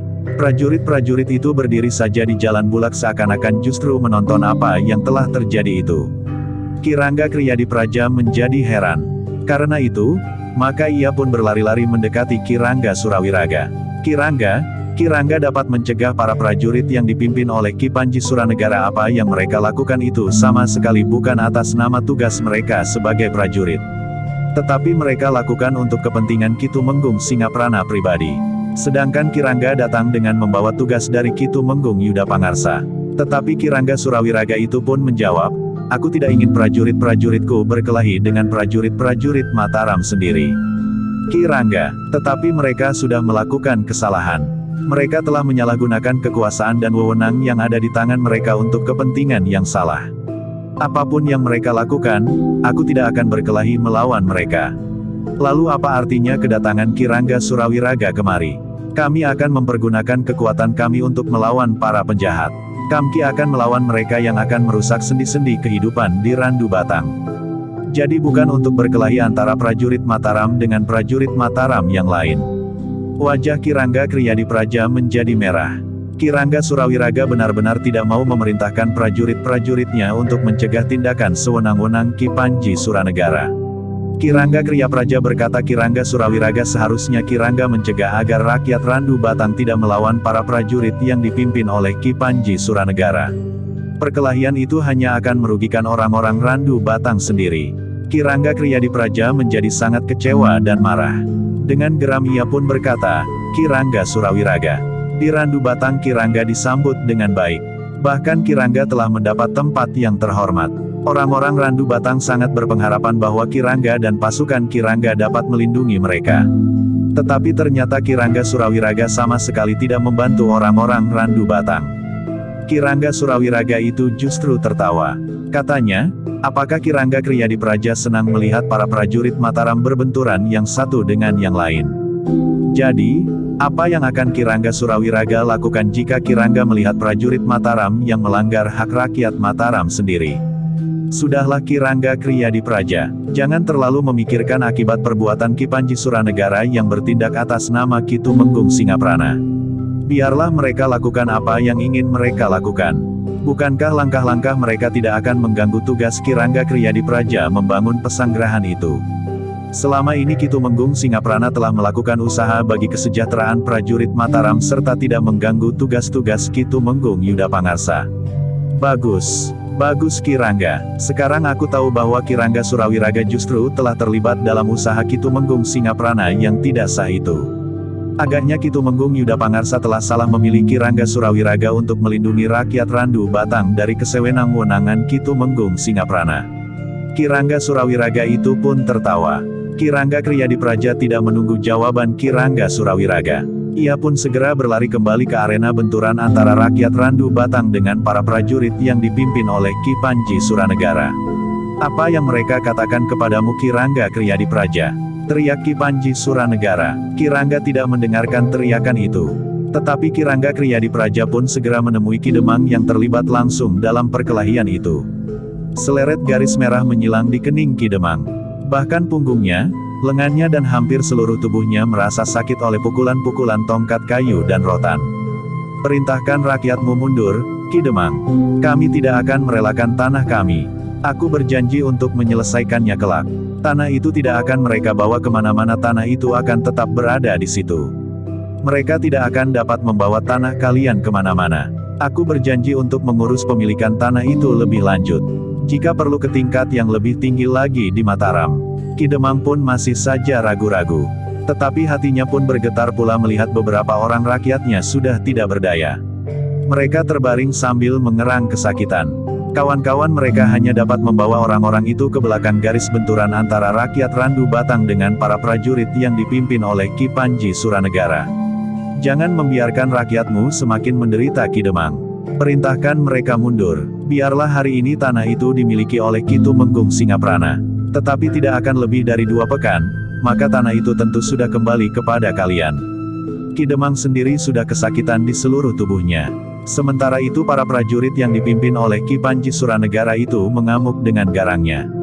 Meskipun mereka hanya bersenjata tongkat kayu dan rotan, namun orang-orang yang terkena pukulannya pun menjadi sangat kesakitan. Bagaimana dengan para prajurit yang ada di Banjar itu, Ki Rangga? Kita tidak dapat mengharapkan mereka. Mereka tidak mau berbenturan dengan sesama prajurit. Ki Demang tidak mempunyai banyak kesempatan. Ia pun kemudian meneriakkan perintah kepada rakyat Randu Batang agar mereka menarik diri. "Tinggalkan tempat ini," teriak Ki Demang. Rakyat Randu Batang merasa bahwa mereka memang tidak dapat berbuat apa-apa. Para prajurit yang terlatih itu segera mendesak mereka. Bahkan orang-orang yang sudah berlari-lari pun masih juga dikejar untuk dipukuli.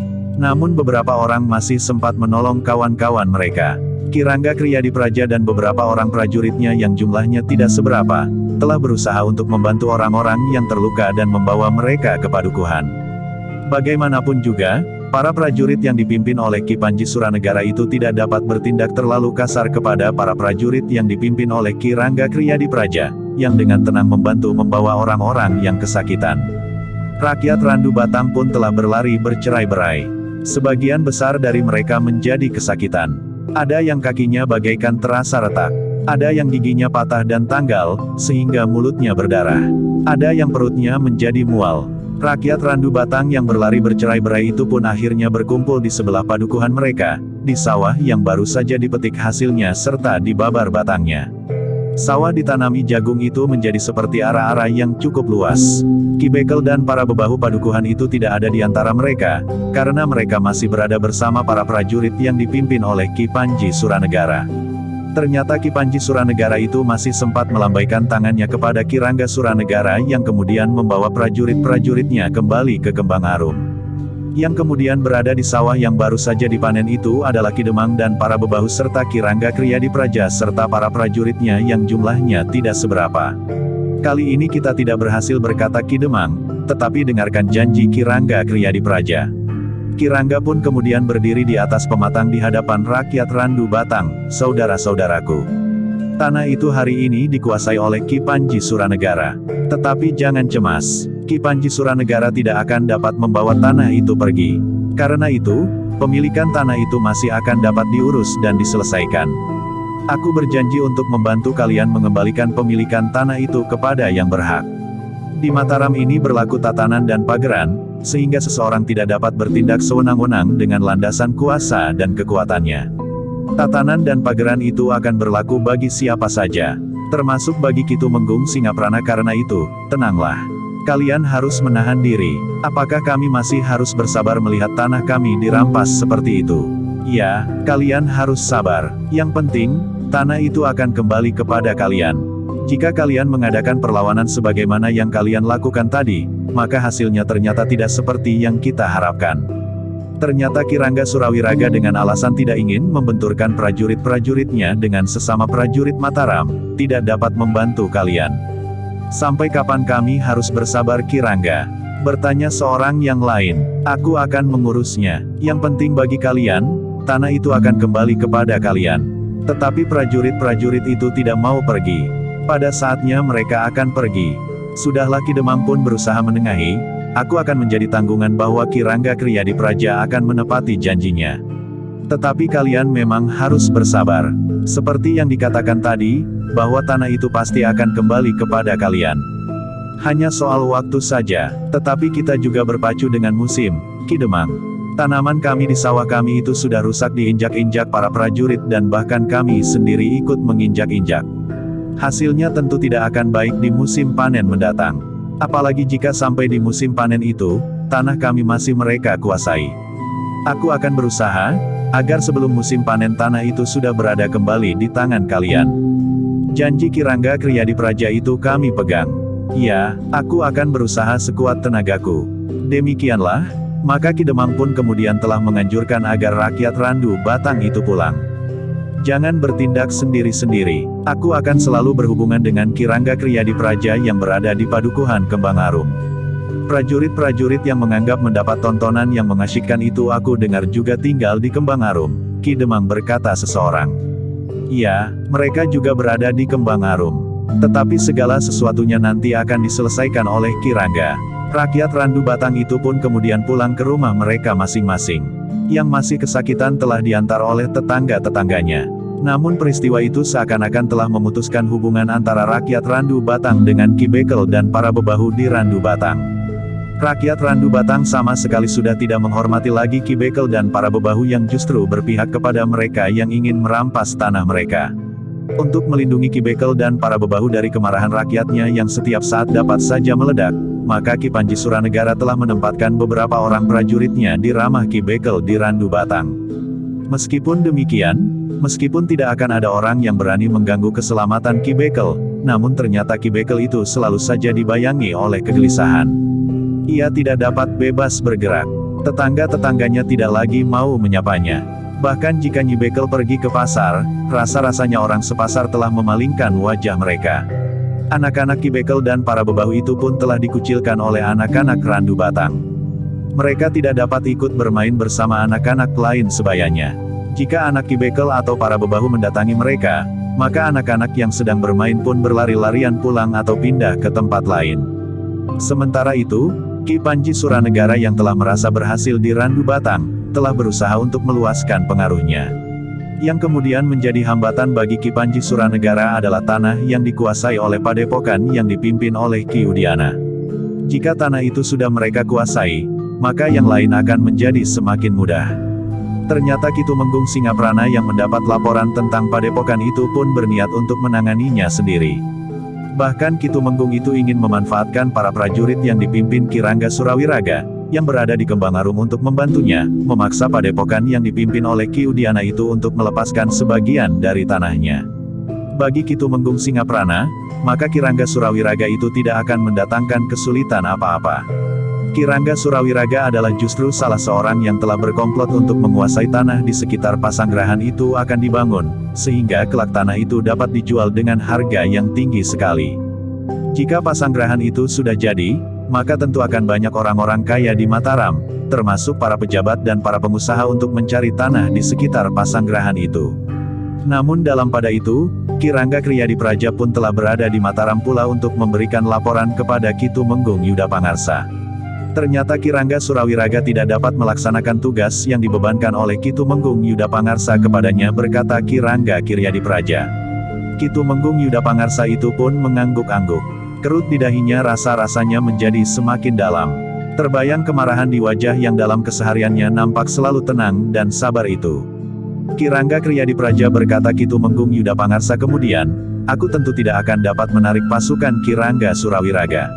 "Kenapa?" bertanya Ki Rangga. "Seandainya aku perintahkan mereka meninggalkan Kebonarum, mereka tentu tidak akan pergi. Ki Rangga Surawiraga akan tetap berada di Kembangarum. Mereka akan bekerja sama dengan Ki Panji Suranegara." Ki Rangga Kiryadipraja itu pun mengangguk-angguk. Nampaknya Ki Rangga Surawiraga telah siap menghadapi tuduhan apapun. Agaknya Ki Rangga Surawiraga pun menyadari benar, bahwa para pemimpin di Mataram sedang sibuk sekali. Perhatian mereka sedang terarah ke Bangwetan, sebagaimana dikatakan oleh Ki Tumenggung Singaprana. Tetapi Ki Tumenggung Yudapangarsa yakin, bahwa bagaimanapun juga tentu masih ada perhatian terhadap persoalan-persoalan yang menyangkut kepentingan rakyat di Mataram. Karena itu, maka Ki Yudapangarsa pun kemudian berkata, "Ki Rangga Kiryadipraja, kita memang sulit untuk dapat berbicara dengan Ki Patih dan apalagi dengan Kangjeng Sinuhun sendiri. Tetapi aku akan mencoba berbicara dengan Raden Tumenggung Wereda Somadilaga. Raden Tumenggung Wereda sangat dekat dengan Ki Patih, sehingga jika Raden Tumenggung Wereda dapat mengusahakan waktu bagi kami untuk menghadapi Ki Patih." "Baiklah, Ki Tumenggung. Kita memang harus bertindak cepat. Aku merasa kasihan kepada rakyat yang kehilangan tanahnya itu. Tanah itu bagi mereka adalah sumber kehidupan mereka sekeluarga, sehingga jika tanah mereka itu diambil oleh Ki Tumenggung Singaprana, maka mereka pun akan kehilangan sumber kehidupan mereka. Tidak hanya seorang saja, tetapi satu keluarga. Besok pagi kita akan menghadap Raden Tumenggung Wereda Somadilaga." Sebenarnya lah di keesokan harinya, mereka telah menghadap Raden Tumenggung Wereda Somadilaga. Seorang senapati yang rambutnya sudah ubanan. Namun ia masih saja seorang senapati yang tangguh di medan perang, serta seorang yang memiliki penalaran cemerlang di lingkungan pemerintahan. Kedatangan Ki Tumenggung Yudapangarsa serta Ki Rangga Kiryadipraja telah disambut dengan akrab oleh Raden Tumenggung Wereda Somadilaga dan dipersilahkan duduk di peringgitan. "Ada apa Ki Tumenggung Yudapangarsa dan Ki Rangga Kiryadipraja? Agaknya ada masalah yang penting yang perlu dibicarakan dengan segera." "Maaf, Raden Tumenggung Wereda Somadilaga. Kami datang untuk menambah kesibukan Raden Tumenggung. Kami tahu, bahwa Raden Tumenggung tentu terlibat dalam kesibukan para pemimpin Mantram yang akan melat ke timur. Namun kami masih saja mengganggu dengan persoalan-persoalan kecil yang tidak berarti, yang seharusnya dapat kami pecahkan sendiri. Raden Tumenggung Wereda Somadilaga itu tersenyum. Katanya, semua persoalan yang terjadi di Mataram adalah persoalan kita, Ki Tumenggung.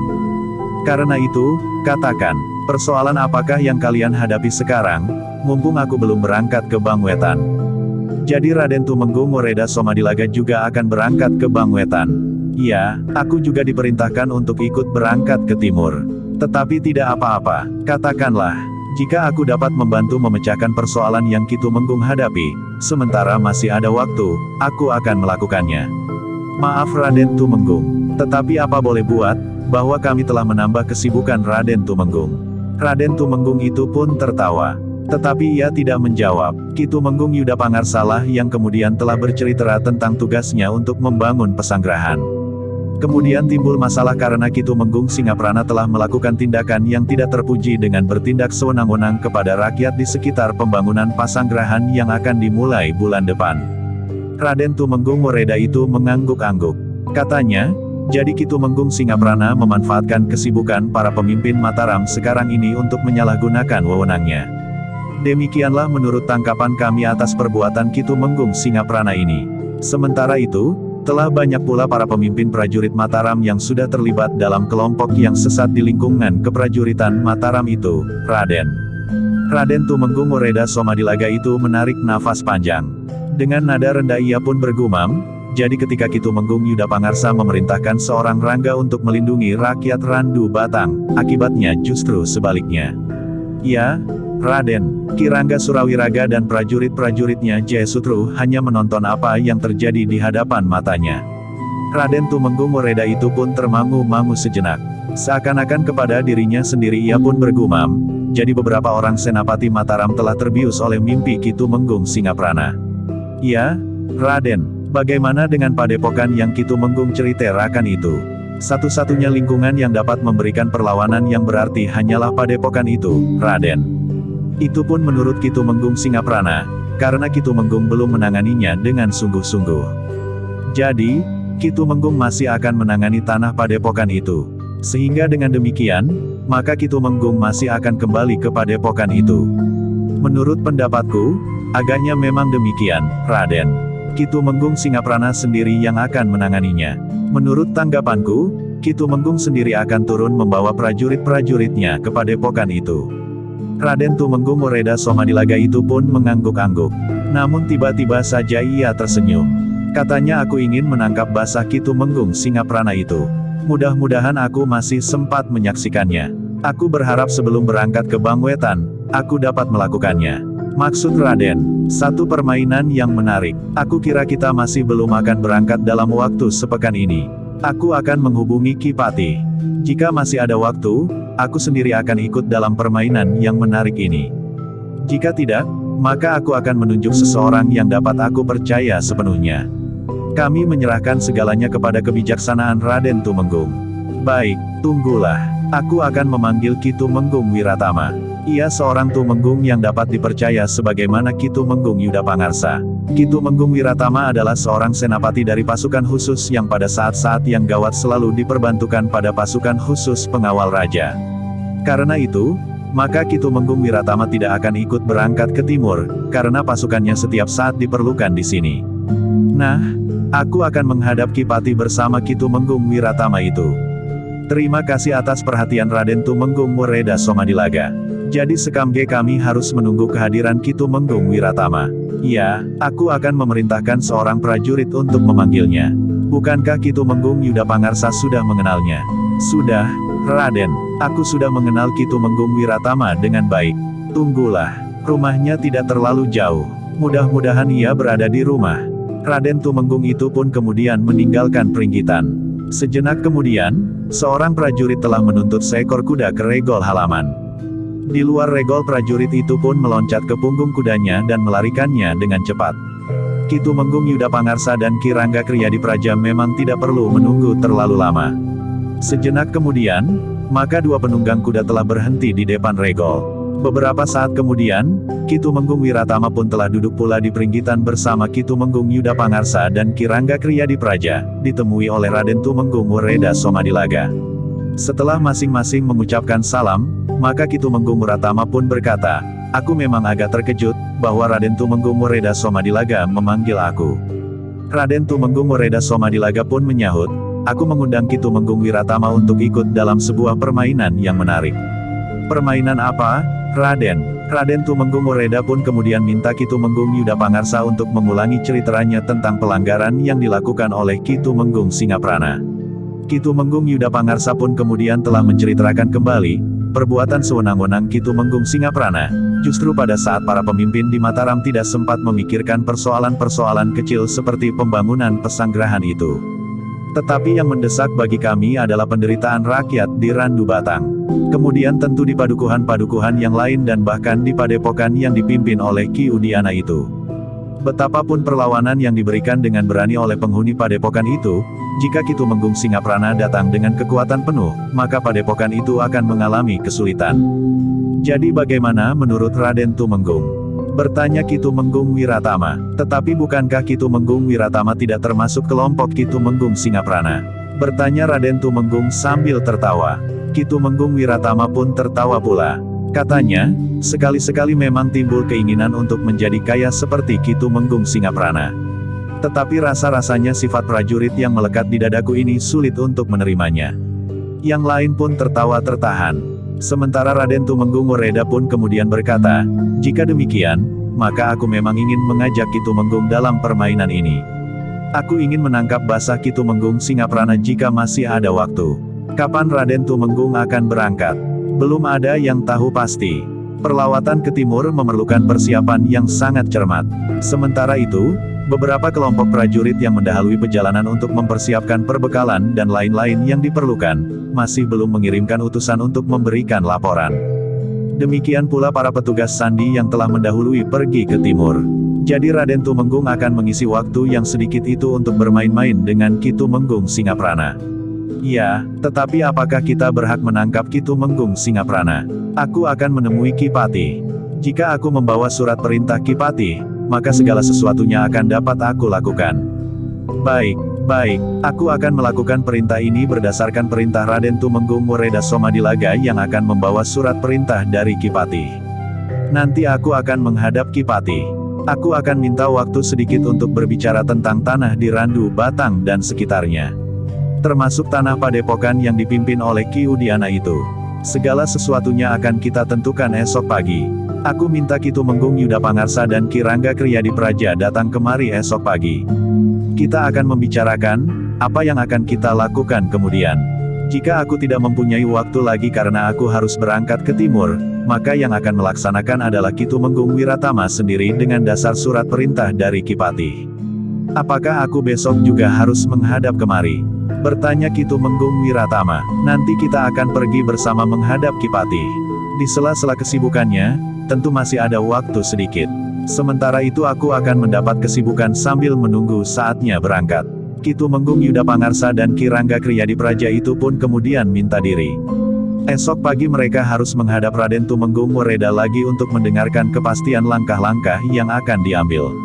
Hari itu Raden Tumenggung Wereda dan Ki Tumenggung Wiratama telah menghadap Ki Pati. Ternyata perhatian Ki Pati terhadap peristiwa di Randu Batang itu cukup besar. Meskipun Ki Pati itu disibukkan oleh rencana keberangkatan pasukan yang besar ke timur, namun Ki Pati tidak berniat menelantarkan rakyat yang memerlukan perlindungan. Karena itu, maka Ki Pati pun segera memerintahkan untuk mempersiapkan pertanda yang diperlukan untuk menangkap basah Ki Tumenggung Singaprana. Jika Raden Tumenggung Wereda Somadilaga masih ada kesempatan, aku tidak berkeberatan untuk mengizinkannya melakukan tugas ini. Tetapi jika waktunya terlalu sempit, maka yang akan melakukan tugas ini adalah Ki Tumenggung Wiratama dan Ki Tumenggung Yuda Pangarsa. Dengan perintah Ki Pati, maka Raden Tumenggung Wereda Somadilaga serta Ki Tumenggung Wiratama pun segera mempersiapkan diri. Di hari berikutnya, maka Ki Tumenggung Yuda Pangarsa serta Ki Rangga Kriyadipraja pun telah menghadap Raden Tumenggung Wereda Somadilaga untuk mendapatkan penjelasan. Demikianlah, maka Raden Tumenggung Wereda Somadilaga, Ki Tumenggung Wiratama, Ki Tumenggung Yuda Pangarsa dan Ki Rangga Kriyadipraja pun telah merencanakan dengan cermat apa yang harus mereka lakukan untuk menangkap basah Ki Tumenggung Singaprana. Rahasia ini jangan sampai terdengar oleh siapapun, karena jika Tumenggung Singaprana lewat petugas sandinya dapat mendengar, maka tugas kita akan menjadi semakin panjang. Bahkan mungkin Ki Tumenggung Singaprana itu akan dapat luput dari jeratan tatanan dan pageran. Mungkin saja Ki Tumenggung sampai hati mengorbankan Ki Rangga Suranegara dan Ki Rangga Surawiraga. Sedangkan dirinya sendiri akan dapat lepas dari tuduhan apapun karena sulit untuk membuktikan. Karena itu, aku ingin menangkap basah orang yang licik itu. Segala sesuatunya pun kemudian telah disepakati. Mereka harus melakukan dengan cermat sehingga rencana mereka dapat berjalan sebagaimana mereka inginkan. Bahkan mereka telah mempersiapkan rencana berikutnya jika rencana utama mereka gagal. Ki Tumenggung Yuda Pangarsa dan Ki Rangga Kriyadipraja pun segera minta diri. Ki Yuda Pangarsa dan Ki Rangga Dipraja pun segera minta diri. Ki Yuda Pangarsa akan segera berbicara dengan orang-orang yang dipercaya sementara Ki Rangga Kriyadipraja akan segera kembali ke Kembang Arum. Ki Tumenggung Yuda Pangarsa pun menjadi lebih berhati-hati. Ia tidak mau terjebak lagi sebagaimana yang telah terjadi dengan Ki Rangga Surawiraga. Karena itu, maka segala sesuatunya dilakukan dengan seksama. Ki Rangga Kriyadipraja yang telah berada kembali di Kembang Arum telah menjalankan rencana yang telah mereka sepakati pula. Namun Ki Rangga sempat terkejut, bahwa Ki Panji Suranegara telah mengambil alih beberapa ratus bahu tanah di Padukuhan Kasinungan sebagaimana di Padukuhan Randu Batang. Ki Panji Suranegara memang gila geram Ki Panji Kriyadipraja. Hari itu juga, Ki Rangga Kriyadipraja pun telah pergi ke Padepokan yang dipimpin oleh Ki Udayana. Mereka pun menghendaki pembicaraan beberapa lama, sehingga akhirnya mereka menemukan kesepakatan yang akan dapat mereka laksanakan. Sepeninggal Ki Rangga Kriyadipraja, Ki Udayana telah berbicara dengan orang-orang penting di Padepokan. Kita harus menyesuaikan diri dengan rencana yang telah disusun di Mataram itu, berkata Ki Udayana. Para pemimpin Padepokannya pun mengangguk-angguk. Mereka telah memahami segala sesuatunya yang harus mereka kerjakan untuk menyesuaikan diri dengan Raden Tumenggung Wereda Somadilaga. Dalam pada itu, Ki Panji Somanegara masih saja berkeliaran di beberapa padukuhan untuk membujuk para bekel agar mau bekerja bersamanya. Jika para bekel menolak, maka Ki Panji itu mulai mengancam dan menunjuk Padukuhan Randu Batang dan Padukuhan Kasinungan yang telah merelakan tanah-tanah mereka bagi Kangjeng Sinuhun yang akan membuat pasanggrahan tidak jauh dari padukuhan mereka. Kami akan mempertahankan tanah kami, Ki Panji. Apakah kau mampu? Tentu. Kami akan bekerja sama dengan Padepokan yang dipimpin oleh Ki Udayana itu. Padepokan itu pun akan segera menyerahkan tanahnya kepada kami. Kami sedang tawar-menawar mengenai harga tanah itu. Agaknya Ki Udayana akan memberikan tanah itu dengan harga yang lebih murah dari harga yang aku tawarkan kepada kalian. Aku tidak percaya Ki Panji. Mereka tentu akan mempertahankan tanah mereka. Agaknya Ki Panji pun akan berpendapat bahwa tanah milik Padepokan itulah yang harus lebih dahulu diambilnya, agar beberapa orang bekel tidak berkiblat kepada Padepokan itu. Di pagi harinya, para penghuni Padepokan itu justru telah membuat gerakan yang sangat menyinggung perasaan Ki Panji Suranegara. Para penghuni Padepokan itu telah memasang patok-patok serta papan-papan yang ditulisi, milik Padepokan. Tidak akan dijual kepada siapapun. Apalagi dirampas. Tulisan-tulisan itu dibuat sangat mencolok dan dipasang di setiap kontak sawah milik Padepokan yang dipimpin oleh Ki Udayana itu. Ki Suranegara pun segera melaporkannya kepada Ki Tumenggung Singaprana yang dengan serta-merta menggeram, aku sendiri akan mengambil alih tanah itu. Siapkan prajuritmu, hubungi Ki Rangga Surawiraga, selebihnya aku akan mengirimkan pasukan ke Randu Batang yang akan menjadi landasan kekuatan kita. Baik, Ki Tumenggung. Dalam waktu 2 hari ini aku akan merampas tanah itu.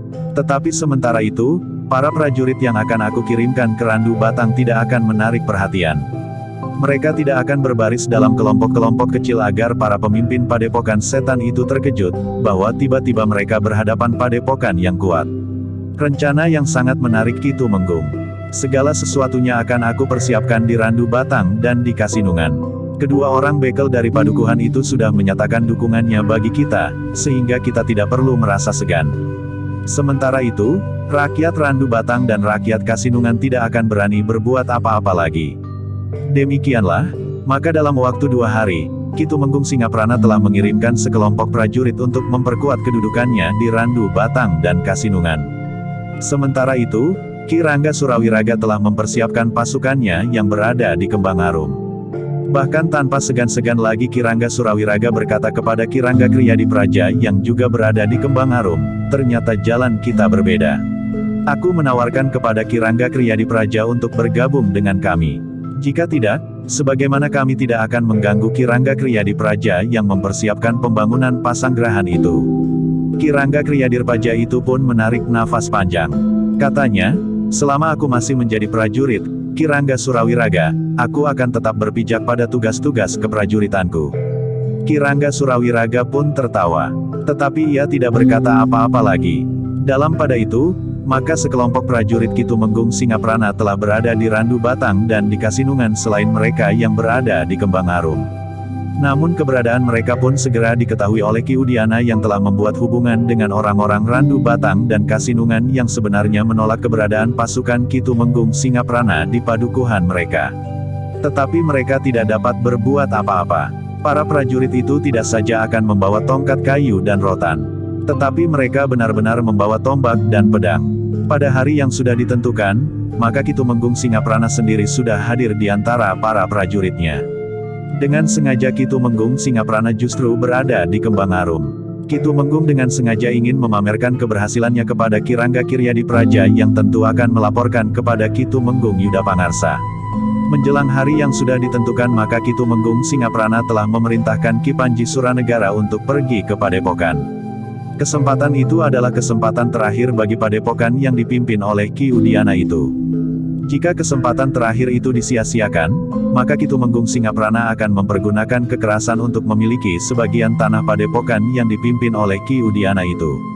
Kedatangan Ki Panji Suranegara diterima dengan baik oleh Ki Udiana dan Nyi Udiana.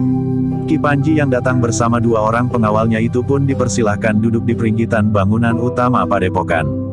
Kedatangan Ki Panji agak mengejutkan kami, berkata Ki Udiana. Apakah Ki Panji mempunyai keperluan yang penting? Tidak Ki Udiana, tidak ada yang penting. Kedatanganku sekedar untuk menengok Ki Udiana, Nyi Udiana dan seluruh penghuni padepokan ini. Terima kasih, Ki Panji Suranegara. Kami semuanya baik-baik saja, syukurlah. Mudah-mudahan kalian baik-baik saja untuk seterusnya. Terima kasih, Ki Panji. Di samping menengok keselamatan Ki Udiana berdua serta seluruh isi padepokan ini, kami juga ingin menyampaikan pesan Kitumenggung Singaprana. Salam Kitumenggung bagi Ki Udiana berdua serta para penghuni padepokan ini. Terima kasih, Ki Panji. Tolong sampaikan kepada Kitumenggung bahwa kami mengucapkan terima kasih. Salam kami kepada Kitumenggung dan semua jajarannya. Aku akan menyampaikannya. Ki Udiana Ki Panji itu berhenti sejenak. Kemudian katanya, selain salam bagi seluruh isi padepokan, Kitumenggung Singaprana juga memberikan pesan yang lain. Pesan apa Ki Panji? Kitumenggung Singaprana berpesan, agar Ki Udiana dan para penghuni padepokan ini mencabut papan-papan yang kalian pancangkan di tanah milik Kitumenggung Singaprana. Besok Kitumenggung sendiri akan memancangkan patok-patok bambu yang beberapa waktu yang lalu pernah kalian cabuti. Kitumenggung juga akan memasang gawar lawe. Supaya hubungan kita tetap baik, maka sebaiknya kita masing-masing menjaga diri agar tidak saling bersinggungan. Aku setuju, Ki Panji. Agar hubungan kita tetap baik, aku minta Ki Panji Suranegara serta Kitumenggung Singaprana menghormati milik kami. Kami memancangkan papan-papan itu di sawah kami sendiri.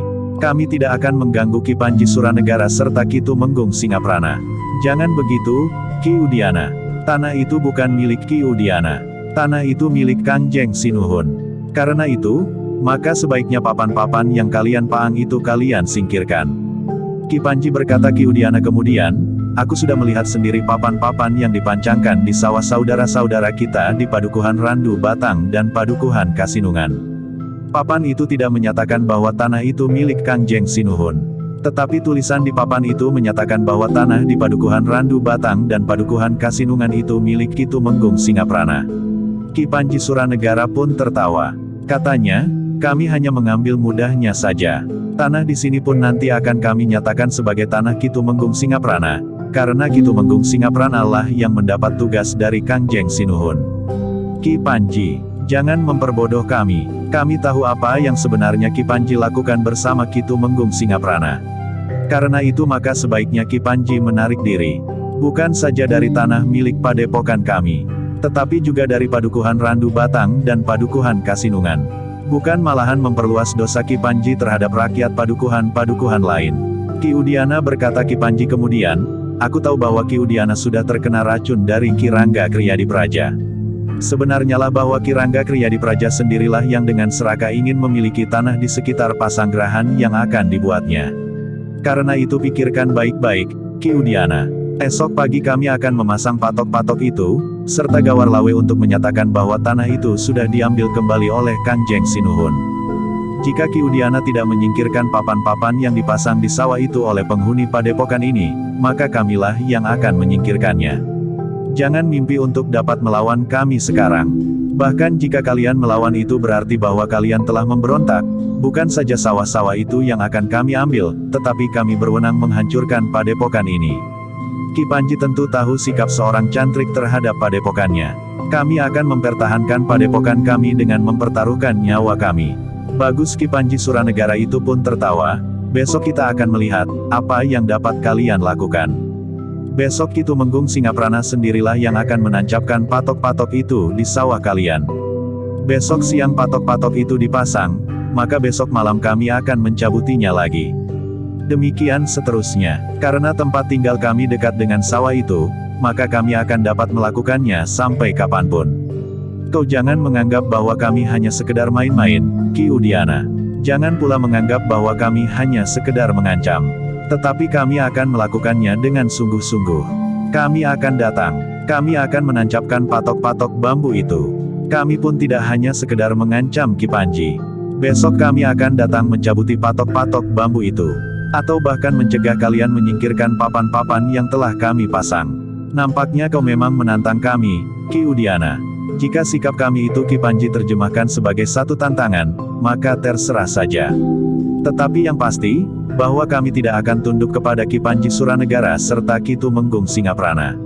Kecuali jika Ki Tumenggung itu membawa pertanda perintah dari Mataram atau surat ketetapan untuk mengambil tanah kami atas kehendak Kanjeng Sinuhun. Jadi pakaian seragam kami serta kedudukan kami masih belum meyakinkan Ki Udiana. Maaf, Ki Panji, kami tidak mempercayai Ki Panji Suranegara serta Ki Tumenggung Singaprana. Baik, jika demikian kami akan membuktikan besok, bahwa kami akan dapat melakukan sebagaimana kami katakan. Silahkan, Ki Panji, tetapi kami pun akan membuktikan, apa yang kami nyatakan, bahwa kami akan mempertahankan milik kami. Ki Panji Suranegara pun kemudian meninggalkan padepokan itu dengan wajah yang gelap. Bahkan ia pun menggeram, besok mereka akan tahu, bahwa Ki Tumenggung Singaprana dan Ki Panji Suranegara tidak dapat mereka permainkan. Ki Panji berkata salah seorang pengawalnya, kenapa Ki Tumenggung tidak saja diminta langsung menyerang padepokan itu? Sebenarnya itu akan lebih baik. Tetapi agaknya Ki Tumenggung Singaprana ingin membasmi sawah yang menjadi sengketa itu dengan darah orang-orang yang berani melawannya. Biarlah orang-orang padukuhan di sekitarnya melihat, bahwa Ki Tumenggung benar-benar akan melakukan sebagaimana dikatakan. Jika hal itu dilakukan di dalam padepokan, maka tidak banyak orang yang akan melihat kesungguhan Ki Tumenggung itu. Biarlah orang-orang yang mencoba untuk mengeraskan hatinya melihat, bahwa kematian Ki Tu benar-benar terjadi atas mereka yang berani melawan prajurit Mataram. Namun pengawal yang lain justru bertanya, apakah tindakan seperti ini dibenarkan oleh para pemimpin di Mataram? Siapakah yang sekarang sempat memperhatikan? Para pemimpin sedang sibuk mempersiapkan pasukan yang besar yang akan pergi ke timur. Mereka tentu tidak akan memperhatikan peristiwa-peristiwa kecil seperti ini. Ketika pertemuan Ki Panji dengan Ki Udiana itu dilaporkan kepada Ki Tumenggung Singaprana yang kemudian telah berada di Randu Batang, maka Ki Tumenggung menjadi sangat marah. Tetapi seperti yang dikatakan oleh Ki Panji, Ki Tumenggung Singaprana akan menghancurkan keberanian para cantrik di tengah-tengah sawah. Tidak di padepokannya. Aku tidak peduli seandainya ada di antara mereka yang benar-benar mati di perkelahian itu. Mereka harus mendapat sedikit pelajaran, bahwa seperti itulah akibat pemberontakan mereka terhadap prajurit Mataram. Hari itu, perintah Ki Tumenggung Singaprana telah disampaikan kepada para prajurit yang berada di Padukuhan Randu Batang, Padukuhan Kasinungan dan Padukuhan Kembang Aram. Mereka harus mempersiapkan diri pagi-pagi. Pada saat matahari terbit, mereka akan pergi ke sawah, menyingkirkan papan-papan yang telah dipasang oleh para penghuni padepokan yang dipimpin oleh Ki Udiana itu serta memasang patok-patok serta gawar lawe. Tetapi para prajurit itu harus siap menghadapi perlawanan para cantrik dari padepokan itu. Para cantrik adalah orang-orang gila yang nalarnya tidak dapat berkembang. Mereka hanya melakukan perintah gurunya apapun isi perintah itu. Bahkan seandainya mereka diperintah untuk membunuh dirinya sendiri, berkata Ki Tumenggung Singaprana. Ki Rangga Kriyadipraja yang berada di Padukuhan Kembang Arum telah berusaha untuk memperingatkan Ki Rangga Surawiraga, bahwa mereka telah menempuh jalan yang keliru. Tetapi Ki Rangga Surawiraga justru mentertawakannya. Aku akan berada di sawah, berkata Ki Rangga Kriyadipraja, aku akan melihat apa yang terjadi. Bersambung ke jilid 24.